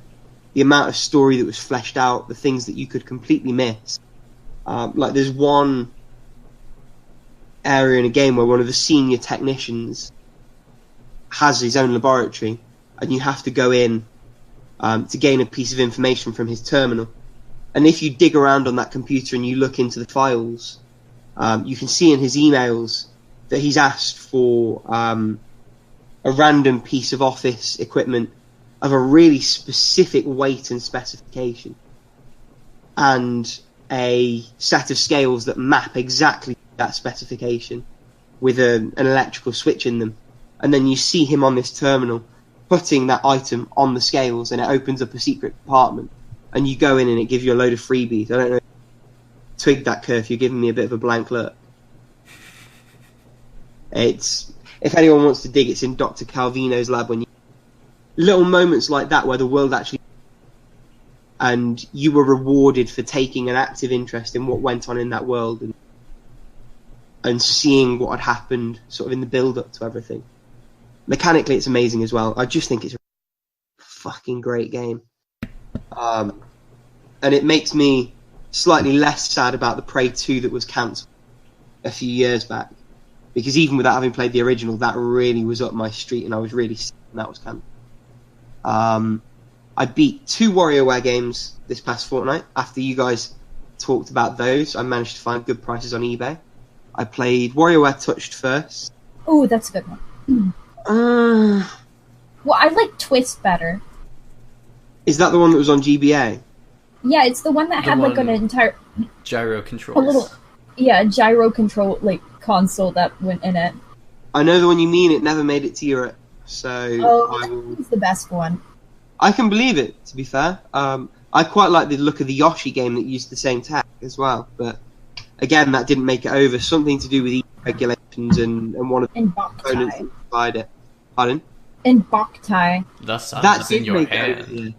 Yeah, that one was not fun to play as a kid. That was just awkward because I don't think they really made everything quite work in a way that was intuitive in that game. Like, obviously, it made sense that the sun powers up your gun, but I also had quite a few problems with the sensor and. But hey. I got sun poisoning for 2 weeks trying to play that game. I was going to say you would have problems with a game that required sunlight. Jesus. Touched. Sorry, go on. No, that was all I wanted to say about that. I experienced that one. It's not so good. So, Touched, I felt underwhelmed by. I bet it was good if you played it at the time. I think a decade on, a lot of aspects of it don't really feel intuitive or exciting in the way that they would have done when the DS was a novel concept and screens weren't really a thing yet. And I think the only reason I liked that one was I think that was the one that introduced Ashley. I think it might have been. So that was the reason I liked that one so much, is because I like Ashley quite a bit. Right, okay. And then I played WarioWare Gold, which I actually liked a lot more. The one thing that annoyed me, and this isn't really a criticism of the game per se, is the tilt games that you play. Yes, yeah. The hinge on the 3DS might be stable enough for them, but it really doesn't feel that way. And so when you're playing the Ultra controls, where you have to switch on the fly between touch and gyro... It's not enough time. It's not even that it's not enough time, so much as it's not enough time to switch to being prepared to turn and find a way to move my hand up to grab the screen at the top so that it isn't rattling when I'm shaking back and forth. I think you just have a really flimsy 3DS. Well, it's not, though. Like, for everything else, it's fine. But the problem is, when you have to be fast in the mini-games, like, for example, there's one where you have barbells in each hand and you have to pump them so many times. Oh, yeah, and you gotta shake it. Yeah, and you've got to shake it. And it's like, my screen's going to fall off. I don't like this. And the other one, where the guy's, like, sat there with a plate of food and you have to tip it back and forth. Oh, yeah. To get him to eat it. Other than that, I love it. I think it, unlike any other Warrior game I've tried, including the Wii one and Touched, and I think I played a little bit of Ink when I had that in my emulator, it feels as light as it is, and it is light, I feel, in terms of the story. And then another hour unlocking all the extra modes. It feels more like a full release than any of the other WarioWare games I've played. It really does. I mean, apparently Game & Wario was pretty good for that on the Wii U, but I wouldn't know and probably never will. I don't know if you played that one. I did not. Okay, Kurt. What? I'm just taking a minute, don't worry. So yeah, those were my experiences with WarioWare. Ultimately, I feel like I paid too much for those games for what I got, but I think I knew that was going to be the case going in. So that's... It's more for the replayability, and also the thing with the 3DS, I think that it was really, like, built with a 2DS in mind, to be honest. like with the shaking and things. You know what? I I can bet see it that makes much working more well. sense on a 2DS. Yeah, I can see it working better. I think it's also a personal taste thing, though. Like, I expect a little bit more from a full retail release, and it's just the game is probably good, but it's not a good fit for me per se. And segue, that's the feeling that I ultimately came away with from Captain Toad as well, which was my completion number 4. And what I mean by that is, I've said this about a couple of games. I've said it about Dakura. I've said it about other games in the past. With puzzle platformers, I just get bored. I just don't think the genre is particularly for me. And Captain Toad, in terms of the main quest, is split up into 3 episodes. The first 2 are 18 challenges long. The final one is 28 challenges long. And by the end of those first 2 episodes, I was pretty happy. And if the game had ended there, I think I would have had a much better experience, to be honest. But that 3rd episode, everything felt a bit longer. It all felt a bit more arbitrary, a bit more padded out for the sake of padding it out. And I just got bored with it, so I stopped doing the Pixel Toad extra challenges. Then about 5 levels later, I stopped doing the bonus challenge. I did complete everyone with the diamonds, but by the last few levels, I was just done with it. So I just wanted it to be over. And I will come You were the one recommending that really hard, though. Like, to everyone. You were going on and on about how great it was. And I still think it's adorable. I almost bought it because of you. To everyone who isn't me, I think Me too. I think it's just a personal taste thing. I think for what I want from a video game, it doesn't quite do that. But I think for almost anyone else, it is a great game, and I think you'll still have a great time with it. I wonder if you, for puzzle platformers, just need to like get away from them at a certain point and then just come back to them later. Well, that's what I'm going to do with Captain Toad, because once you complete the main story, which is the first 3 episodes, you unlock like another 10 levels based on Mario Odyssey, plus a few other ones. So the plan is to come back in 2019. But yeah, I suspect with puzzle platformers, what I probably need, right, which is if I get them, play until I get bored and then just accept that I probably had. But that's what I mean. Like Toast, if you think it looks good for you, and if you try the demo, which is available, and you like it, you'll like the full release. And even if you don't, you know, Nintendo games hold their value. So at most, you're out maybe $5 or $10. And I loved it start to finish, so take that as you will. But Kerf also likes Yakuza, so who'd you believe? I like Yakuza too. I like Yakuza. I just like Shenmue a little bit more. Nah. I absolutely love Yakuza. Okay, so just briefly in terms of what I'm playing, and I mean briefly because I'm not playing a lot. I'm playing Professor Layton and the Spectre's Court, the first of the prequel trilogy. I'm enjoying it so far. It's definitely a slow burn, and it still annoys me no end the way they shoehorn. So Layton will see a fountain. Oh, this fountain reminds me of a puzzle. Does it really? Go fuck yourself. Yes. I mean, it's always been that way with Layton games. Yes, and it's annoying. It's like, Yeah. oh, excuse me, good sir. Can you solve this puzzle for me? That I made up on the fly because I can just do that. Oh, and Well, it's the going guy to take that- you 8 hours to figure it out, so here, have fun. Or the guy that runs the ferry. Oh, Luke, funny I've seen you. I've got a spare toy train set you. While you're wandering around this village, maybe you'd like to solve a puzzle based on this toy train set. It sounds totally practical and make loads of sense. Or you're just like looking at a tree. You just happen to click on a tree and you get that red exclamation point, and Layton says, You're like, oh no. that tree! Oh, there's a puzzle written on the leaves. That Or tree the somehow reminds me of this incredibly complex sliding block puzzle. The one that got me the most was you're going into a restaurant, and Emmy, your female companion in this game, is looking for some spare change or something. Oh no, that was it. That's the fountain. There's like a wishing well thing, and she's looking for some spare change in her purse. And Leighton says, Luke, while we're waiting for her, I've got a puzzle that I've been wanting you to try out. It's like, yeah, sure. But that aside, the puzzles are pretty fun. And the story, albeit a slow burn, has got me. And I am enjoying it. And I will finish it because I've got the other 2 3DS games to plug through at some point. So other than that silly pet peeve, which I think you just have to accept as part of the series, and it's just one. It is pretty good, and I've got it down as an 8 out of 10 at the moment. His personality is insufferable too. Leighton. Yeah, and Luke. I quite enjoy it. I want to kick them across the room. Oh, it really tickles me. Oh, they just make me angry. It's like you're right, isn't Leighton? You cute little adorable jam. I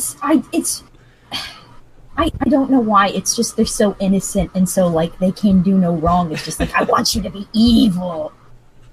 Oh, that reminds me of something. What? Just probably some cartoon villain. I don't know. Skull Trunks, or it's from He-Man, and it's like the Skull Dude, right? Skeletor. Yeah. I mean that kind of vibe for sure. I'm also still playing Phoenix Wright, and by still playing, I mean I advanced about 10 dialogue pages, and having just beaten the trial, we reassured Larry that the significant female really did look heavy thatched alarm clock with her to Paris, which was quite cute, but I haven't come back to it since. Wait, so you haven't even... Second. You're still in the first one? I'm still... In the first case. When you said you finished the first case, I thought you meant that you finished it beginning to end. I didn't realize that you just ended the trial part. Yeah.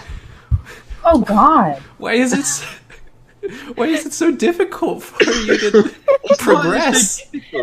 It's my, like, when I've got a free minute in a relevant moment. So, I'm going to be plugging away at it bit by bit forever. But you can't approach it like that. Or you're just going to run into a brick wall eventually. Nah. Like, I will warn you in advance. When the cases get more complex... You can't be doing that. Then some of the like logic that you have to use relies on like dialogue that you listen to like in the first investigation. You might be on like the 3rd day's trial and you have to remember something from the 1st day investigation. It won't be in any of the court record little blurbs for all of your evidence. It'll literally just be something that you have to recall. So if you have too much time between start and finish, then you're gonna have a tough time, buckaroo. That's fair enough, and thank you for the advice. However, although that might be difficult for me and Morty myself, I should let you know that I've watched all 3 seasons of Rick and Morty, so I think I'll be okay. I didn't get a laugh, but I got the look from Toast that tells me I nailed it. To be fair, you have to have an extremely high IQ to be able to understand. That's why people like Elon Musk love the show so much. It's just got so many layers. Like an ogre. Yeah, it must be why people like Shrek then, too. Yeah. I don't. I actually really hate Shrek, to be honest. I've never liked it. I have a friend who... I don't like Mike Myers. I have a friend who just wants to destroy my life, and she always tells me, just completely unprompted out of the blue, she'll just like send me a message that says, Changes by David Bowie is a Shrek song, because it happens to be in Shrek 2. And it is integral to that film. I feel like it's, what's it called? Transformative in a fair use sense. And so really, that song is not what it was. It has too much pedigree outside of Shrek to just be a Shrek song. You could say it. Changed it. No, it didn't. It did not. I have to agree with Kerf on this. Well, you're going to have to be wrong, aren't you? David Bowie's the winner. Well, technically not, because he's dead, but still. Hey, that doesn't mean he didn't win.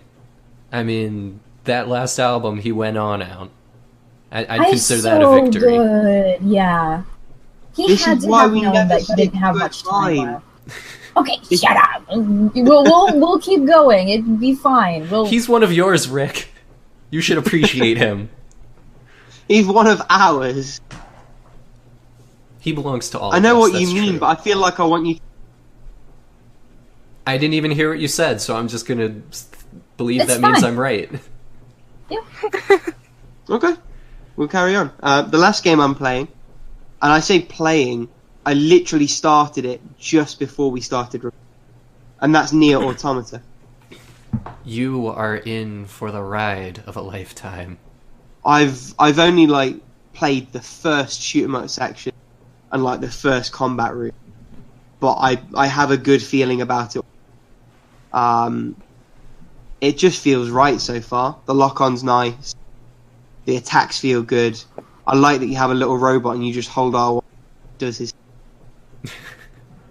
And yeah, we'll see how that one goes. I will tell you this, if you get to the end of your first playthrough and you feel like you haven't quite clicked with what makes it amazing yet, that is There's like entirely 4 more. natural. Yeah. Yeah, I have a little bit of, prior knowledge of Yoko Taro, because I'm quite a big Super Bunny Hop fan, and he did a What You Need to Know for Nier Automata video that I watched last week. So I'm ever so slightly. I'm sure there's plenty that will still surprise me in Cap. And actually one last thing, because I haven't played it yet, but as soon as we stop recording, because I'm not really tired yet, I'll probably play it a little bit before I go to bed, and that's Soma, which we talked about last episode. It's one of my 4-on-4 games this month, and because it's taking up about 20 gig on my hard drive, for that reason, as well as the fact that it looks really, really interesting. Hey, But yeah, I have a that's me. question really quick. Go ahead. Are we going to talk about Game of the Month? Because I don't think any of us are playing it. I won't be playing Actually, it. I played a bit of it. Okay. I have played it before, so I guess I could talk about it a little bit, but I don't want to like go too in depth because I don't really like the game. Ooh, well, do you guys... Me neither, wanna- but I played like I think the first 2 beginning chapters. I can't talk. And at the beginning, I really like it because you had this beautiful world where you start solving puzzles. It was like kind of a side-scroller puzzle RPG something. And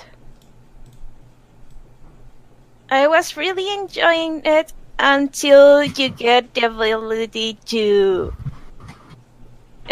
fly, and I think it negates like the part of the game I like the most, because the combat is strange because it's like turn-based, but Yeah, it has a timer. It's poorly done. So is Yeah. it like ATB?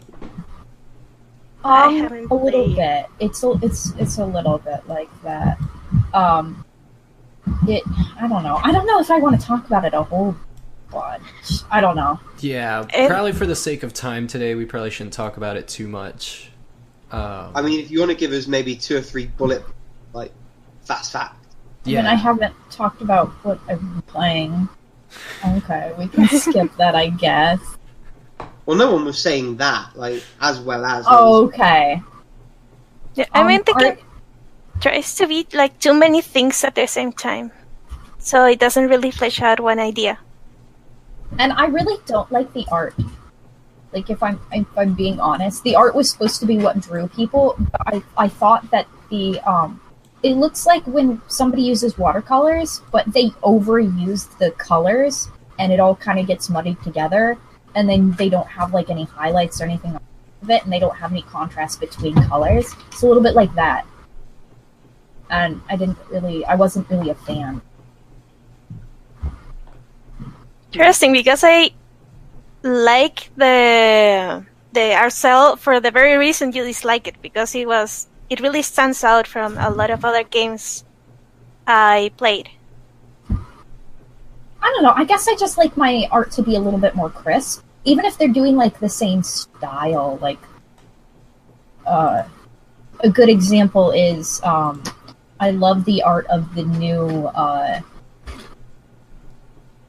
Shoot, what was the game that just released on Switch that is like Bravely Default, but not Bravely Default because it's actually Octopath Traveler? Octopath Traveler. Yeah, it looks a little bit like the art for Octopath, but I like the art for Octopath better because it looks a little bit crisper, and so on so forth.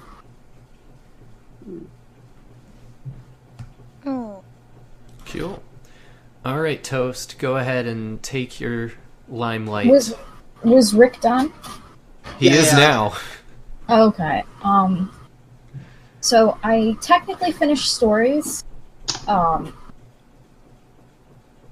what happened is I had 2 achievements left, and they don't give you any warning. I was in a story path that I had already done before, and I didn't realize that, and I wanted to be out of it. So I thought that if I clicked New Game, it would reset the choices. Oh, no. No. It does not. It resets the whole game. Oh. And I was two achievements away. So you guys, if you think that I cheated for those achievements, I gave themselves to me because I am not going to deal with that. So yes, there are 2 cheated achievements on my Steam, and I don't care. They are staying, and they are mine, and I don't care. So I guess now I'm not the only one who's cheated in a game before. Yes. And more importantly, given this blatant disregard for fair play and I don't ethics, care. I know you listen to this, Everdread. First of all, hi. Second of all, this is my petition to get Toast the cheater flair on the forums. If I think he this truly, is disgraceful, and I don't think we should stand for it. if he truly thinks that a young girl who worked really hard at a game and who's super sick and they were 2 achievements away. A dying orphan Look child. at you playing all of the pity deck. Yeah, should be able to be given up 2 achievements that they rightfully should have gotten in a fair world. Then fine, give me the cheater award. Listen, I just think you went too far. I think I didn't go far enough. I'm not gonna stop. Once you've had a Okay. taste of it, Control. you're in the game for good. So that one is done. I'm still playing EF. I'm still playing Highway Blossoms. I'm still playing Monster Hunter World. I started Shenmue again. I bought it. AKA poor man's Yakuza. Which side are you on, Rick? I'm on the Yeah, side you've been that's the playing both salty. sides. Yeah, I'm And switching. Just then putting more coal into the fire. most, I am an aggressive pot stirring Switzerland. and then most importantly, I have been playing Beat Saber, which is much fun. What did you say? It's Beat? Beat Saber. It's a VR title. Huh. Ugh. Oh. Well, I mean, it's full body VR. So it's for the HTC Vive, and it's like dancing but with lightsabers, and it is super, super cool. I dig it. And it's great Oh, as like I've seen this. yeah, it is so much fun to play. I've been bringing it over to people's houses like a party game, and it is so cool. Imagine playing Guitar Hero, Kerr, But with your whole Look. body. with lightsabers. Okay. Blue and red lightsabers, and the corresponding arrows and colours are what you've got to hit. And they've got so much custom music, and it's so much fun. Because I have I think maybe 400, 500 songs in there, and I'll bring it over to like a friend's house, and we'll just click random, and I have to go with whatever it is. And we one time one of my friends he got All Star, so we went to we were jamming out, and then all of a sudden it didn't stop coming, and it didn't stop coming, and it was just the same.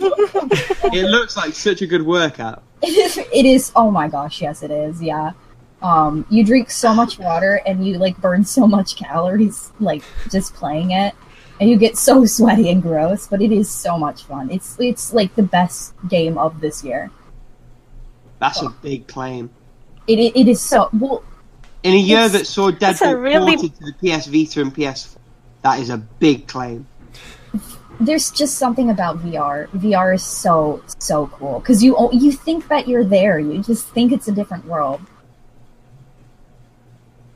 I can't even stand VR because it makes me motion sick. It makes me really motion sick too. I played Climby and then I did not play Climby anymore. That one's the one where you're climbing up walls and stuff. That one was no good. But as someone who experiences motion sickness really easy, most VR is pretty okay as long as it doesn't fling you all over everywhere. Yeah, well, that's the problem, isn't it? Yeah. The problem is where your character moves, it, body knows it isn't, and then your brain just goes, "Well, hang on, this disorientation must. I've eaten something poisonous. Let's eject everything to make sure it doesn't get me." Yeah, it's really weird because VR, as long as I'm moving and it corresponds to my movements, I actually get sick less. So playing Beat Saber, I feel completely fine because my body and my mind are moving together, and it's moving where I'm supposed to be moving. So it tricks my brain almost completely, so I don't get sick. Oh. Well, maybe I'll try VR. When the prices are lower. It's actually not a bad price now. We bought it when Really? it was much worse. It's like, I think 500, 600 now. We bought it when it was like 900. It was so... It hurt my soul. And that Yeah, is but that's for US prices. Imagine how much PlayStation? worse it. Nick Getting just over gave that. me a really bad look because he was the one who bought it and I didn't spend a cent on it. So he's like, it didn't hurt your soul. But it's good. And that's all I've been playing. Alright, Cool. so this is the interval, and the question is this going to be the longer wait rendition? Whatever the Donkey Kong song was that Kerf was going to sing, The what? The what? or the DK rap, or whatever it was. I need to prepare for that. Oh, You know, I saw a version of the DK rap, but it was like, this Kong has no face. And it just like went on about how he has no face, and it was really freaky. That sounds like a Siva Gunner thing. Send me the clip after. I'll rip the audio. I'll rip the audio, and we can put that in the internet. There are too many good Siva Gunner Yeah, there's rips. too many. Yeah. And then we can I compare don't from wanna track it down. next episode when Kerf finally does it. As long as I am alerted in advance, then I can prepare. This is for your it. alert. Okay, so this next is your episode alert. for sure, it's happening. Next episode for sure. Okay, then I will start memorizing the lyrics. You mean you don't have them memorized already? What kind of Donkey Kong fan are you? I have a fair amount of it memorized, but you're right. I'm letting down the Kong, the Dong Kong, the Dong Kong Ropa. He has no style. He has no bass. This Kong has no bass. He can handstand when he has no bass. And stretch his bass out just for you.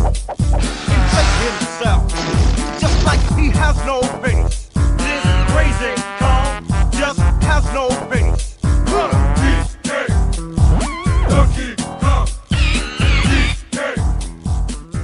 And we're back. Almost like we never left. Weird. So, unless I'm mistaken, it's host segment. Or it's host segment time, As the case may be. as the case may be. But we'll start Okay. with the one true segment, which is recommendations.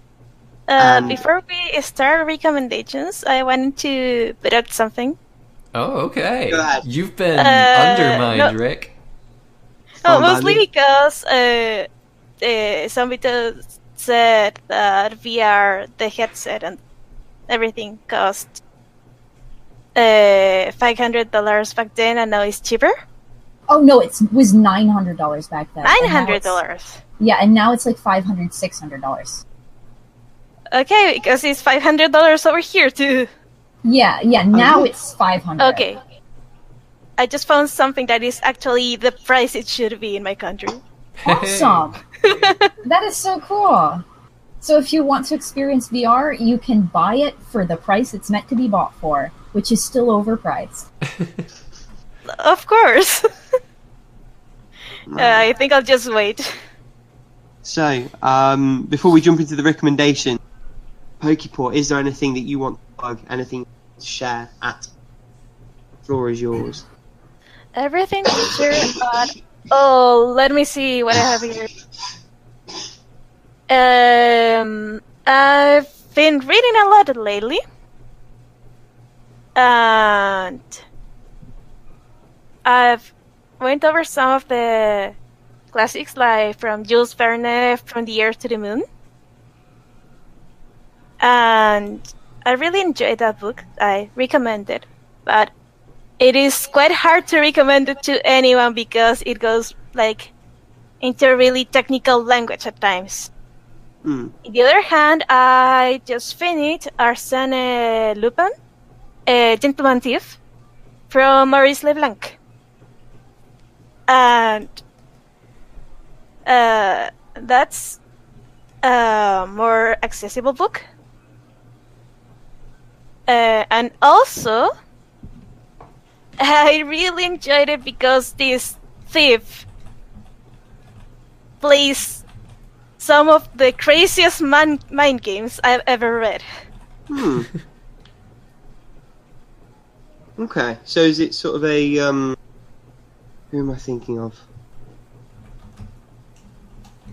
One of those, like, Ocean's 11 type things.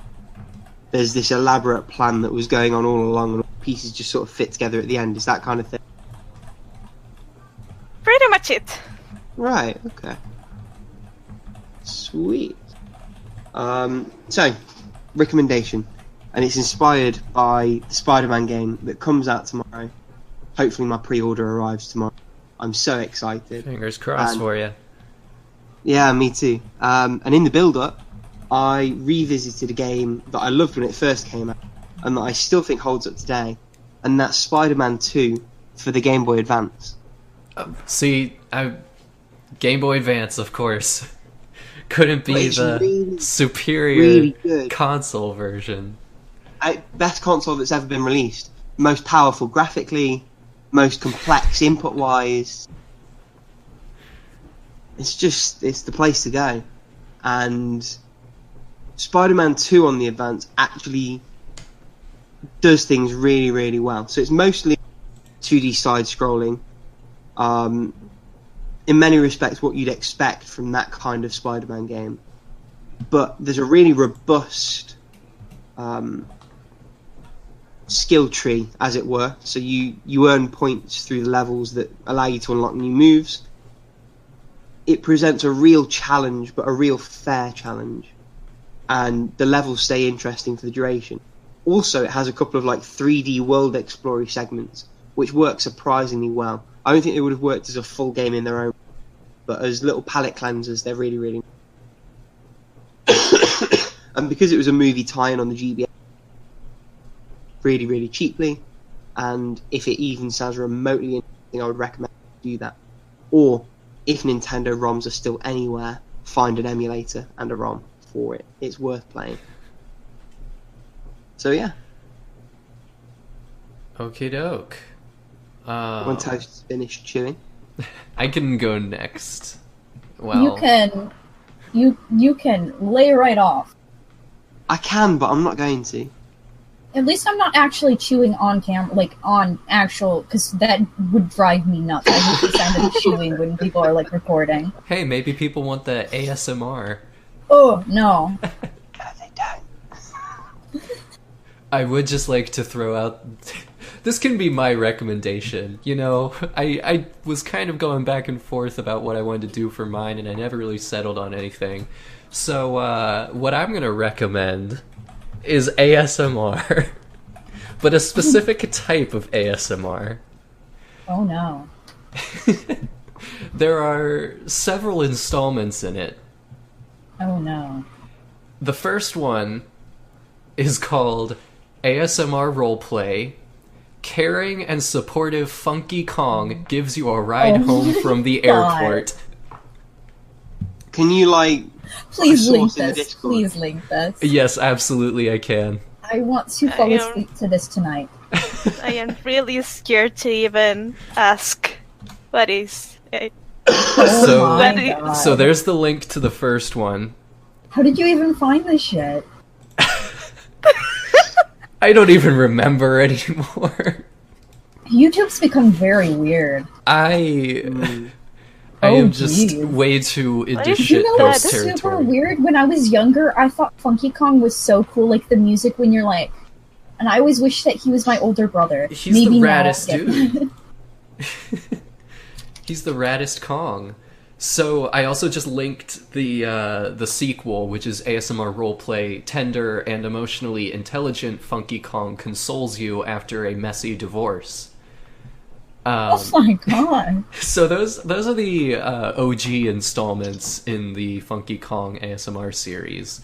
There's a whole playlist where I guess people have picked up where the first guy left off to do more. It looks like there's Funky Kong invites you to watch Cars 3 with him and supports you emotionally, followed by concerned and excessively sympathetic Funky Kong dines you after a bad disputation. The excessively sympathetic gets me. 'Cause All people are of weird, them, man. all of them are full of very audible gum chewing and whispering and monkey noises.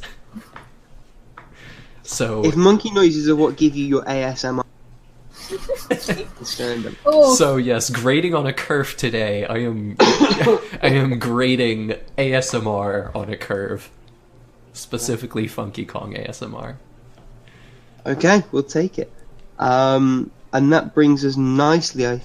Oh no, it's Toast's silly segment. Go on, oh no, it's her segment. go on, get it over with. I think I have been. Oh, that's a good question. I think You're I've just been proving playing. my point. It's a sham of a segment. You can't even Stop it. I think that I'm going to recommend Paranoia Agent just because I really like that anime and I'm reading it and I really like Toshiko. And I just think it's really, really good. And Lil Slugger is like super, super great as like a antagonist, Okay. even though it's more about the concept than the actual like character itself. But if you were into like really good mysteries and just want something different, so watch Satoshi Kon. Unfortunately, you won't ever get anything else from him because he died. But Oh. Spoiler alert. he died like back in like 2008, and I remember being so disheartened when I got the news. I was like, "Woo!" But yeah, he's gone. But you can still look back and appreciate Paprika, Perfect Blue, Paranoia Agent, Millennium Actress, and all the other great things he made. So any of those things are good. Okay. Right, and that brings us on to the last bit, I think, which is our question from the forum. Kurf, take it away. Yes, so this question was given to us by our good pal Dave, otherwise known as... How did you say it was Uwe. pronounced? Uwe? Over. Uwe, okay. The question is there a game series that you used to love but can't stand anymore? So I hope y'all have been thinking about this question as the episode's been going on. But I have an answer. okay. I have an answer too. Good. Alright, so we're all prepared. I'll go ahead since I'm already speaking. The one that I came up with is the kind of like open world Lego games. Or I guess the Ooh. older ones weren't even open world, but the kind of like level based Lego games where they're platformers, where they're like very simplistic puzzles to solve and stuff. I used to love those games, and up until like I would say 3 years ago, I would get every new Lego game that came out and I would 100% it. And Jeez. that is no easy feat. Anybody who has played those games knows that, because for the like originals where it was, you know, more level based, you didn't have the open world component. You know, you would just have to like replay the levels a couple of times in order to get all of the unlockables and stuff. But once they started to get longer and you had open worlds and stuff, then it has just become it has become way too much of a time burden. You have to play all of the levels several times over. You have to like basically route out the path to getting all of the like cheat upgrades and stuff. You have to pace out the way that you get specifically the ones that like multiply your stud counts. Otherwise you just won't reach the maximum stud count in order to get 100%. Then there's all sorts of things you have to explore in the overworld, all of the different puzzles and stuff, and it is a slog. And I mean, if somebody like put the game in front of me, I'd probably play it and still enjoy it, but God, being an adult with adult responsibilities, that is not something I can do anymore. And not only that, but it reaches a certain point where it's not enjoyable anymore. Like, Yeah. you're just doing it out of obligation. I remember trying to, when I was like 13, doing that with like, I think the Indiana Jones one.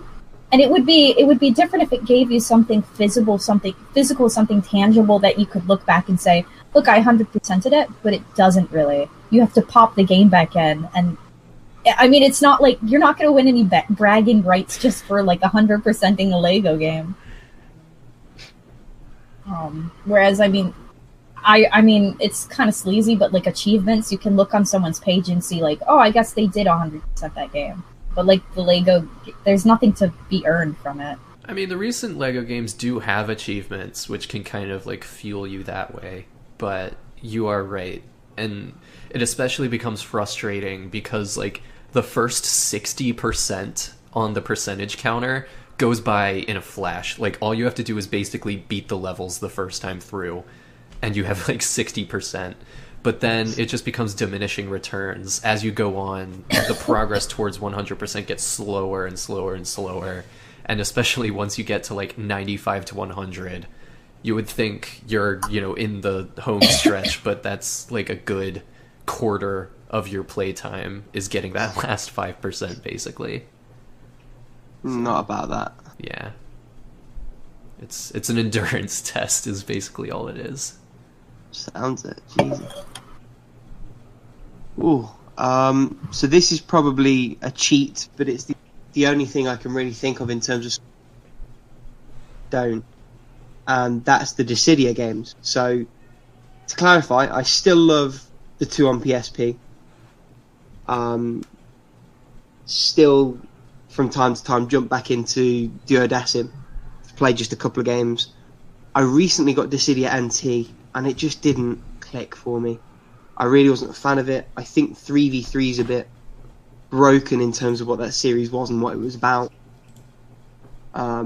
Plus it isn't really very well set up in terms of how the story works, in terms of the single player, in terms of giving you opportunities to understand and learn the different movesets.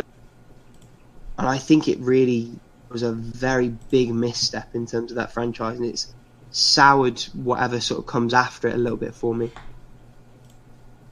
But yeah, that's the closest I can think to something in terms of a series that I loved and I don't anymore. Burnout I've gone off a bit as well, actually.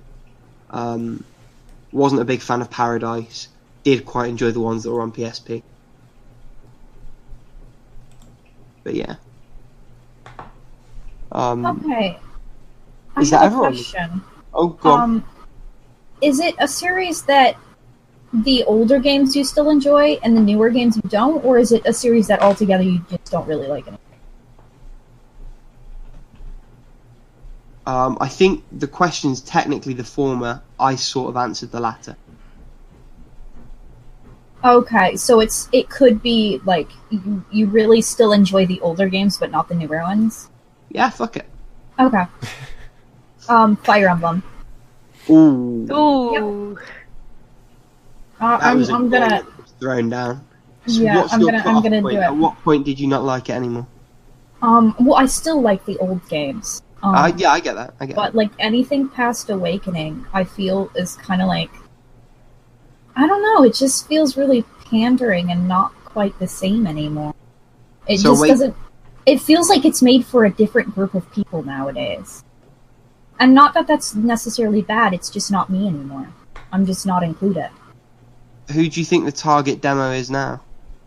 I guess like the newer fans of Fire Emblem, which isn't bad. Like I'm not saying people get good. I'm just saying that it's a different written story now, and it just doesn't feel like the same ideas and mindsets are going into the games.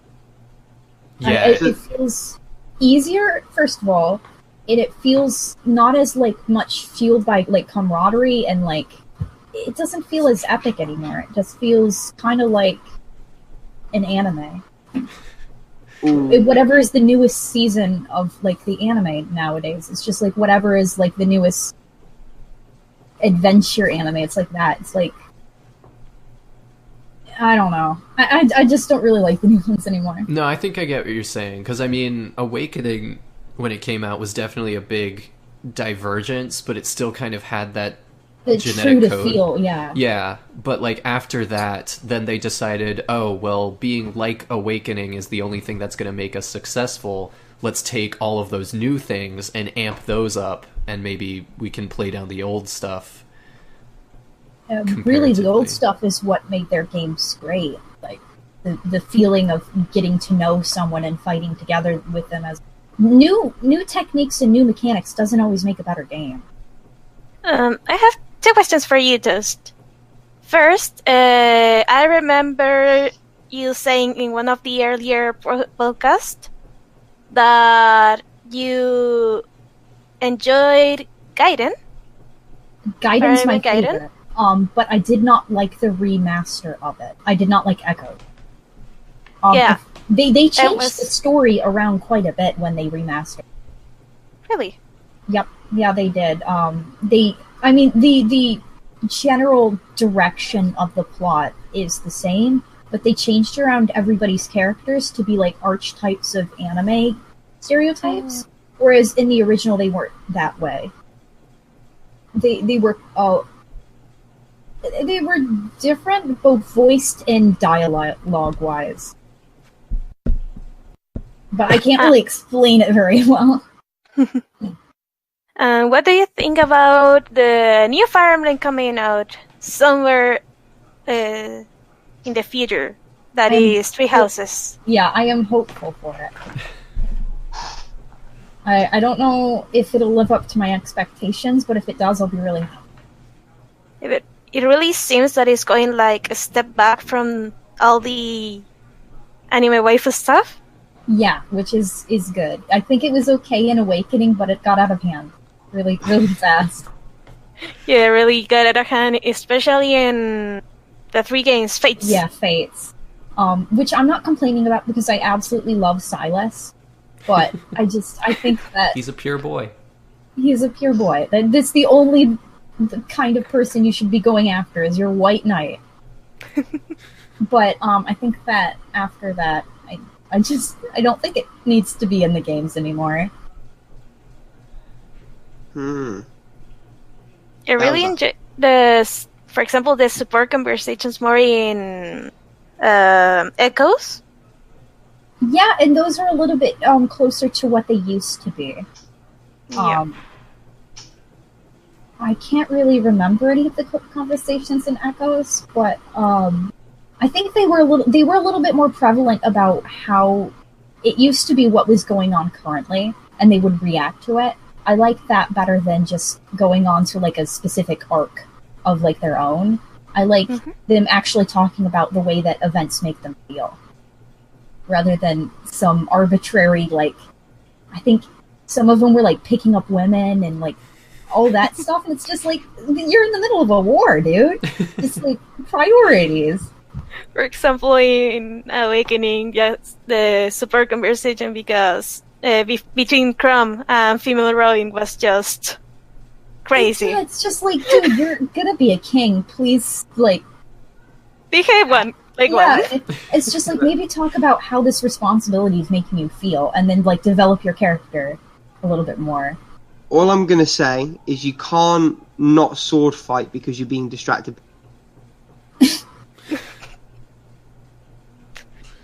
There's my answer. Is I don't quite like the new Fire Emblems. I like Awakening, but I don't like the newer one. Cool. All right, so that just leaves you, Pokepaw. My pick for this question will be Pokemon. Oh wow. Ooh, Good choice. Yeah. hot take. I kind of jumped back from Stadium to the Game Boy games like a while back because I wasn't allowed to have video game consoles, but I inherited a laptop so I could emulate some games there. My first actual Pokemon game, I believe, was Fire Red, and I really enjoyed it. I like the more like that little feeling of that you can choose where to go, even though I kind of went to like I think it was Koga's gym, and I was like level 40, so he kicked my ass, obviously. But I really enjoyed that about Pokemon in that time, because you have to try, fail, and then try again until you beat it. Then I play Soul Silver, Platinum, Black and White. I love the story. Black and White 2, I really love that you could pick from a wide variety of Pokemon to make your team. But then Pokemon made the jump to the 3DS, and the last game I really enjoyed was X and Y and the Hoenn remakes. But then Sun and Moon got a little too linear and too hand-holdy for my taste. The tutorial lasted 4 hours, man. Like, what was going through their mind that said this is okay, that the tutorial can last a whole island? How And I robot is it? Crazy. Is it like- I actually finished Sun and Moon. And then Ultra Sun and Ultra Moon came out, and I couldn't finish those games. Like the island theme with the trials, I could take it for a game, not for two. I really missed the gyms at that time. And finally, the cherry on top to say I quit this game was when the story was changing from Sun and Moon, but for the worst. So I dropped it. This is the first ever Pokemon game I didn't even finish. I think I got to the second island, and that was it. So you I quit don't out get- quite early then. Yeah. Yeah. Oh, and then with Let's Go, please don't. I mean, Yeah. The yeah. Let's Go Eevee, Let's Go Pikachu. The Let's Go game is like, no, The new no. one. Yeah. Yeah. Give me my genes back, my difficulty back. Honestly, Because the Pokemon games weren't hard to begin with. just let kids fuck up. Just let them lose. I don't like. I just think that kids need to die a little. Like, get good at a game. I'm not Yeah, saying that they need Dark Souls, but like, give them. Just like assume that they're intelligent beings and that they can figure out a game and don't need your help to handheld and teach them everything. I'm just noting that down as a potential podcast. Because Quote, I just think kids need to die a little.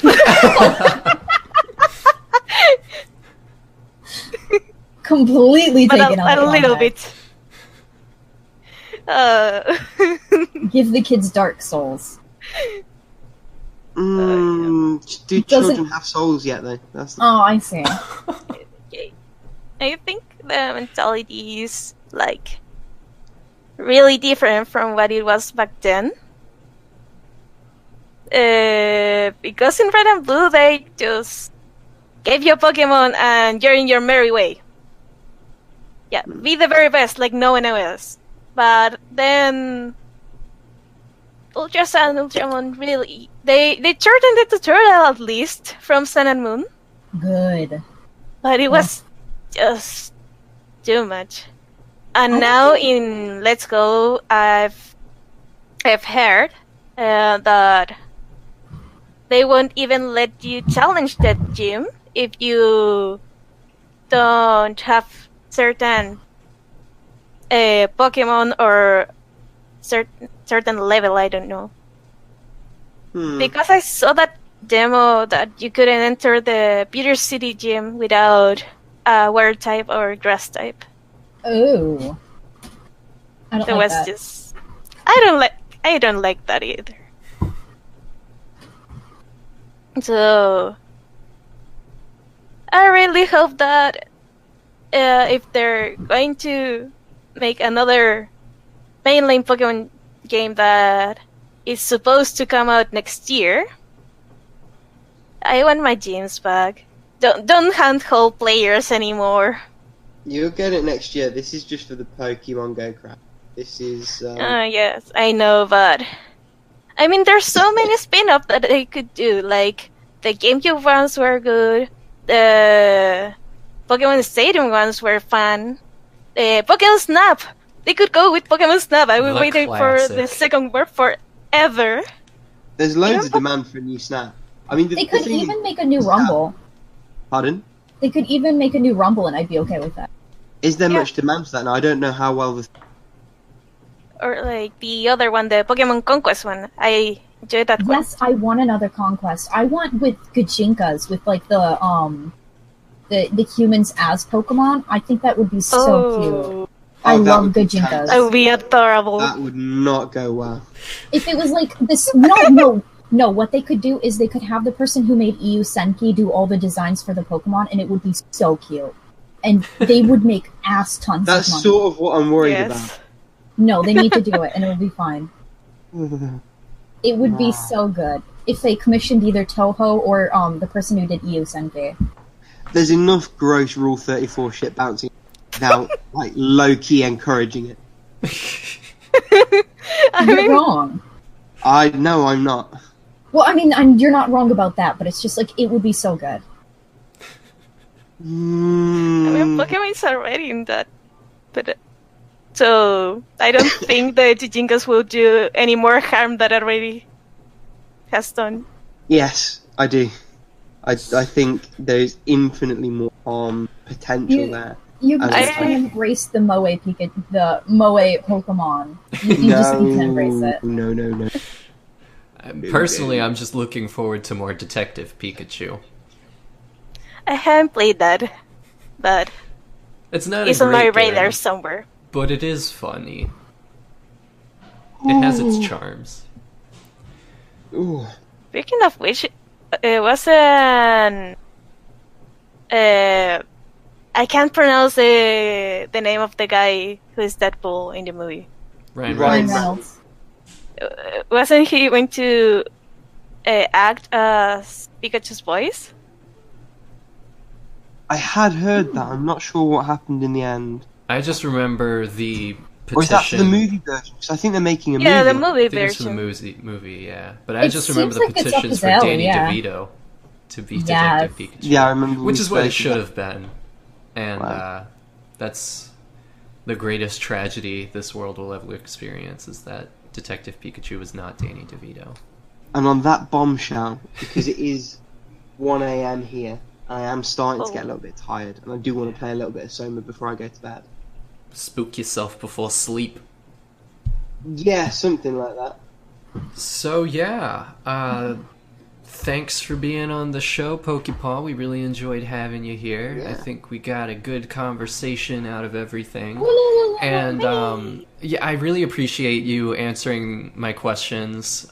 Specifically, I worked really hard on them to prepare them for today.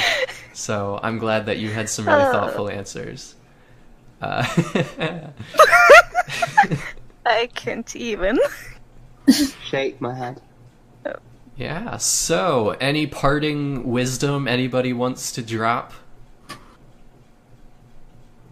I was about to say, like, stay fresh, and then I was like, oh, wait. You said it anyway. Woomy! Stay fresh. Or isn't the new one stay off the hook? Or is that the first one? It is the new one, but it's like a two-part Yeah. catchphrase. It's like And something... It rhymes, I think. Like, don't look, stay off the hook, or I don't know. I don't know. Hello, fellow kids. Jesus. Alright, see you next episode. No, we gotta go out on a bang. Bang. Not with a whimper, but Bang. a bang. Bang. Okay. Boom, bang, bang, bang.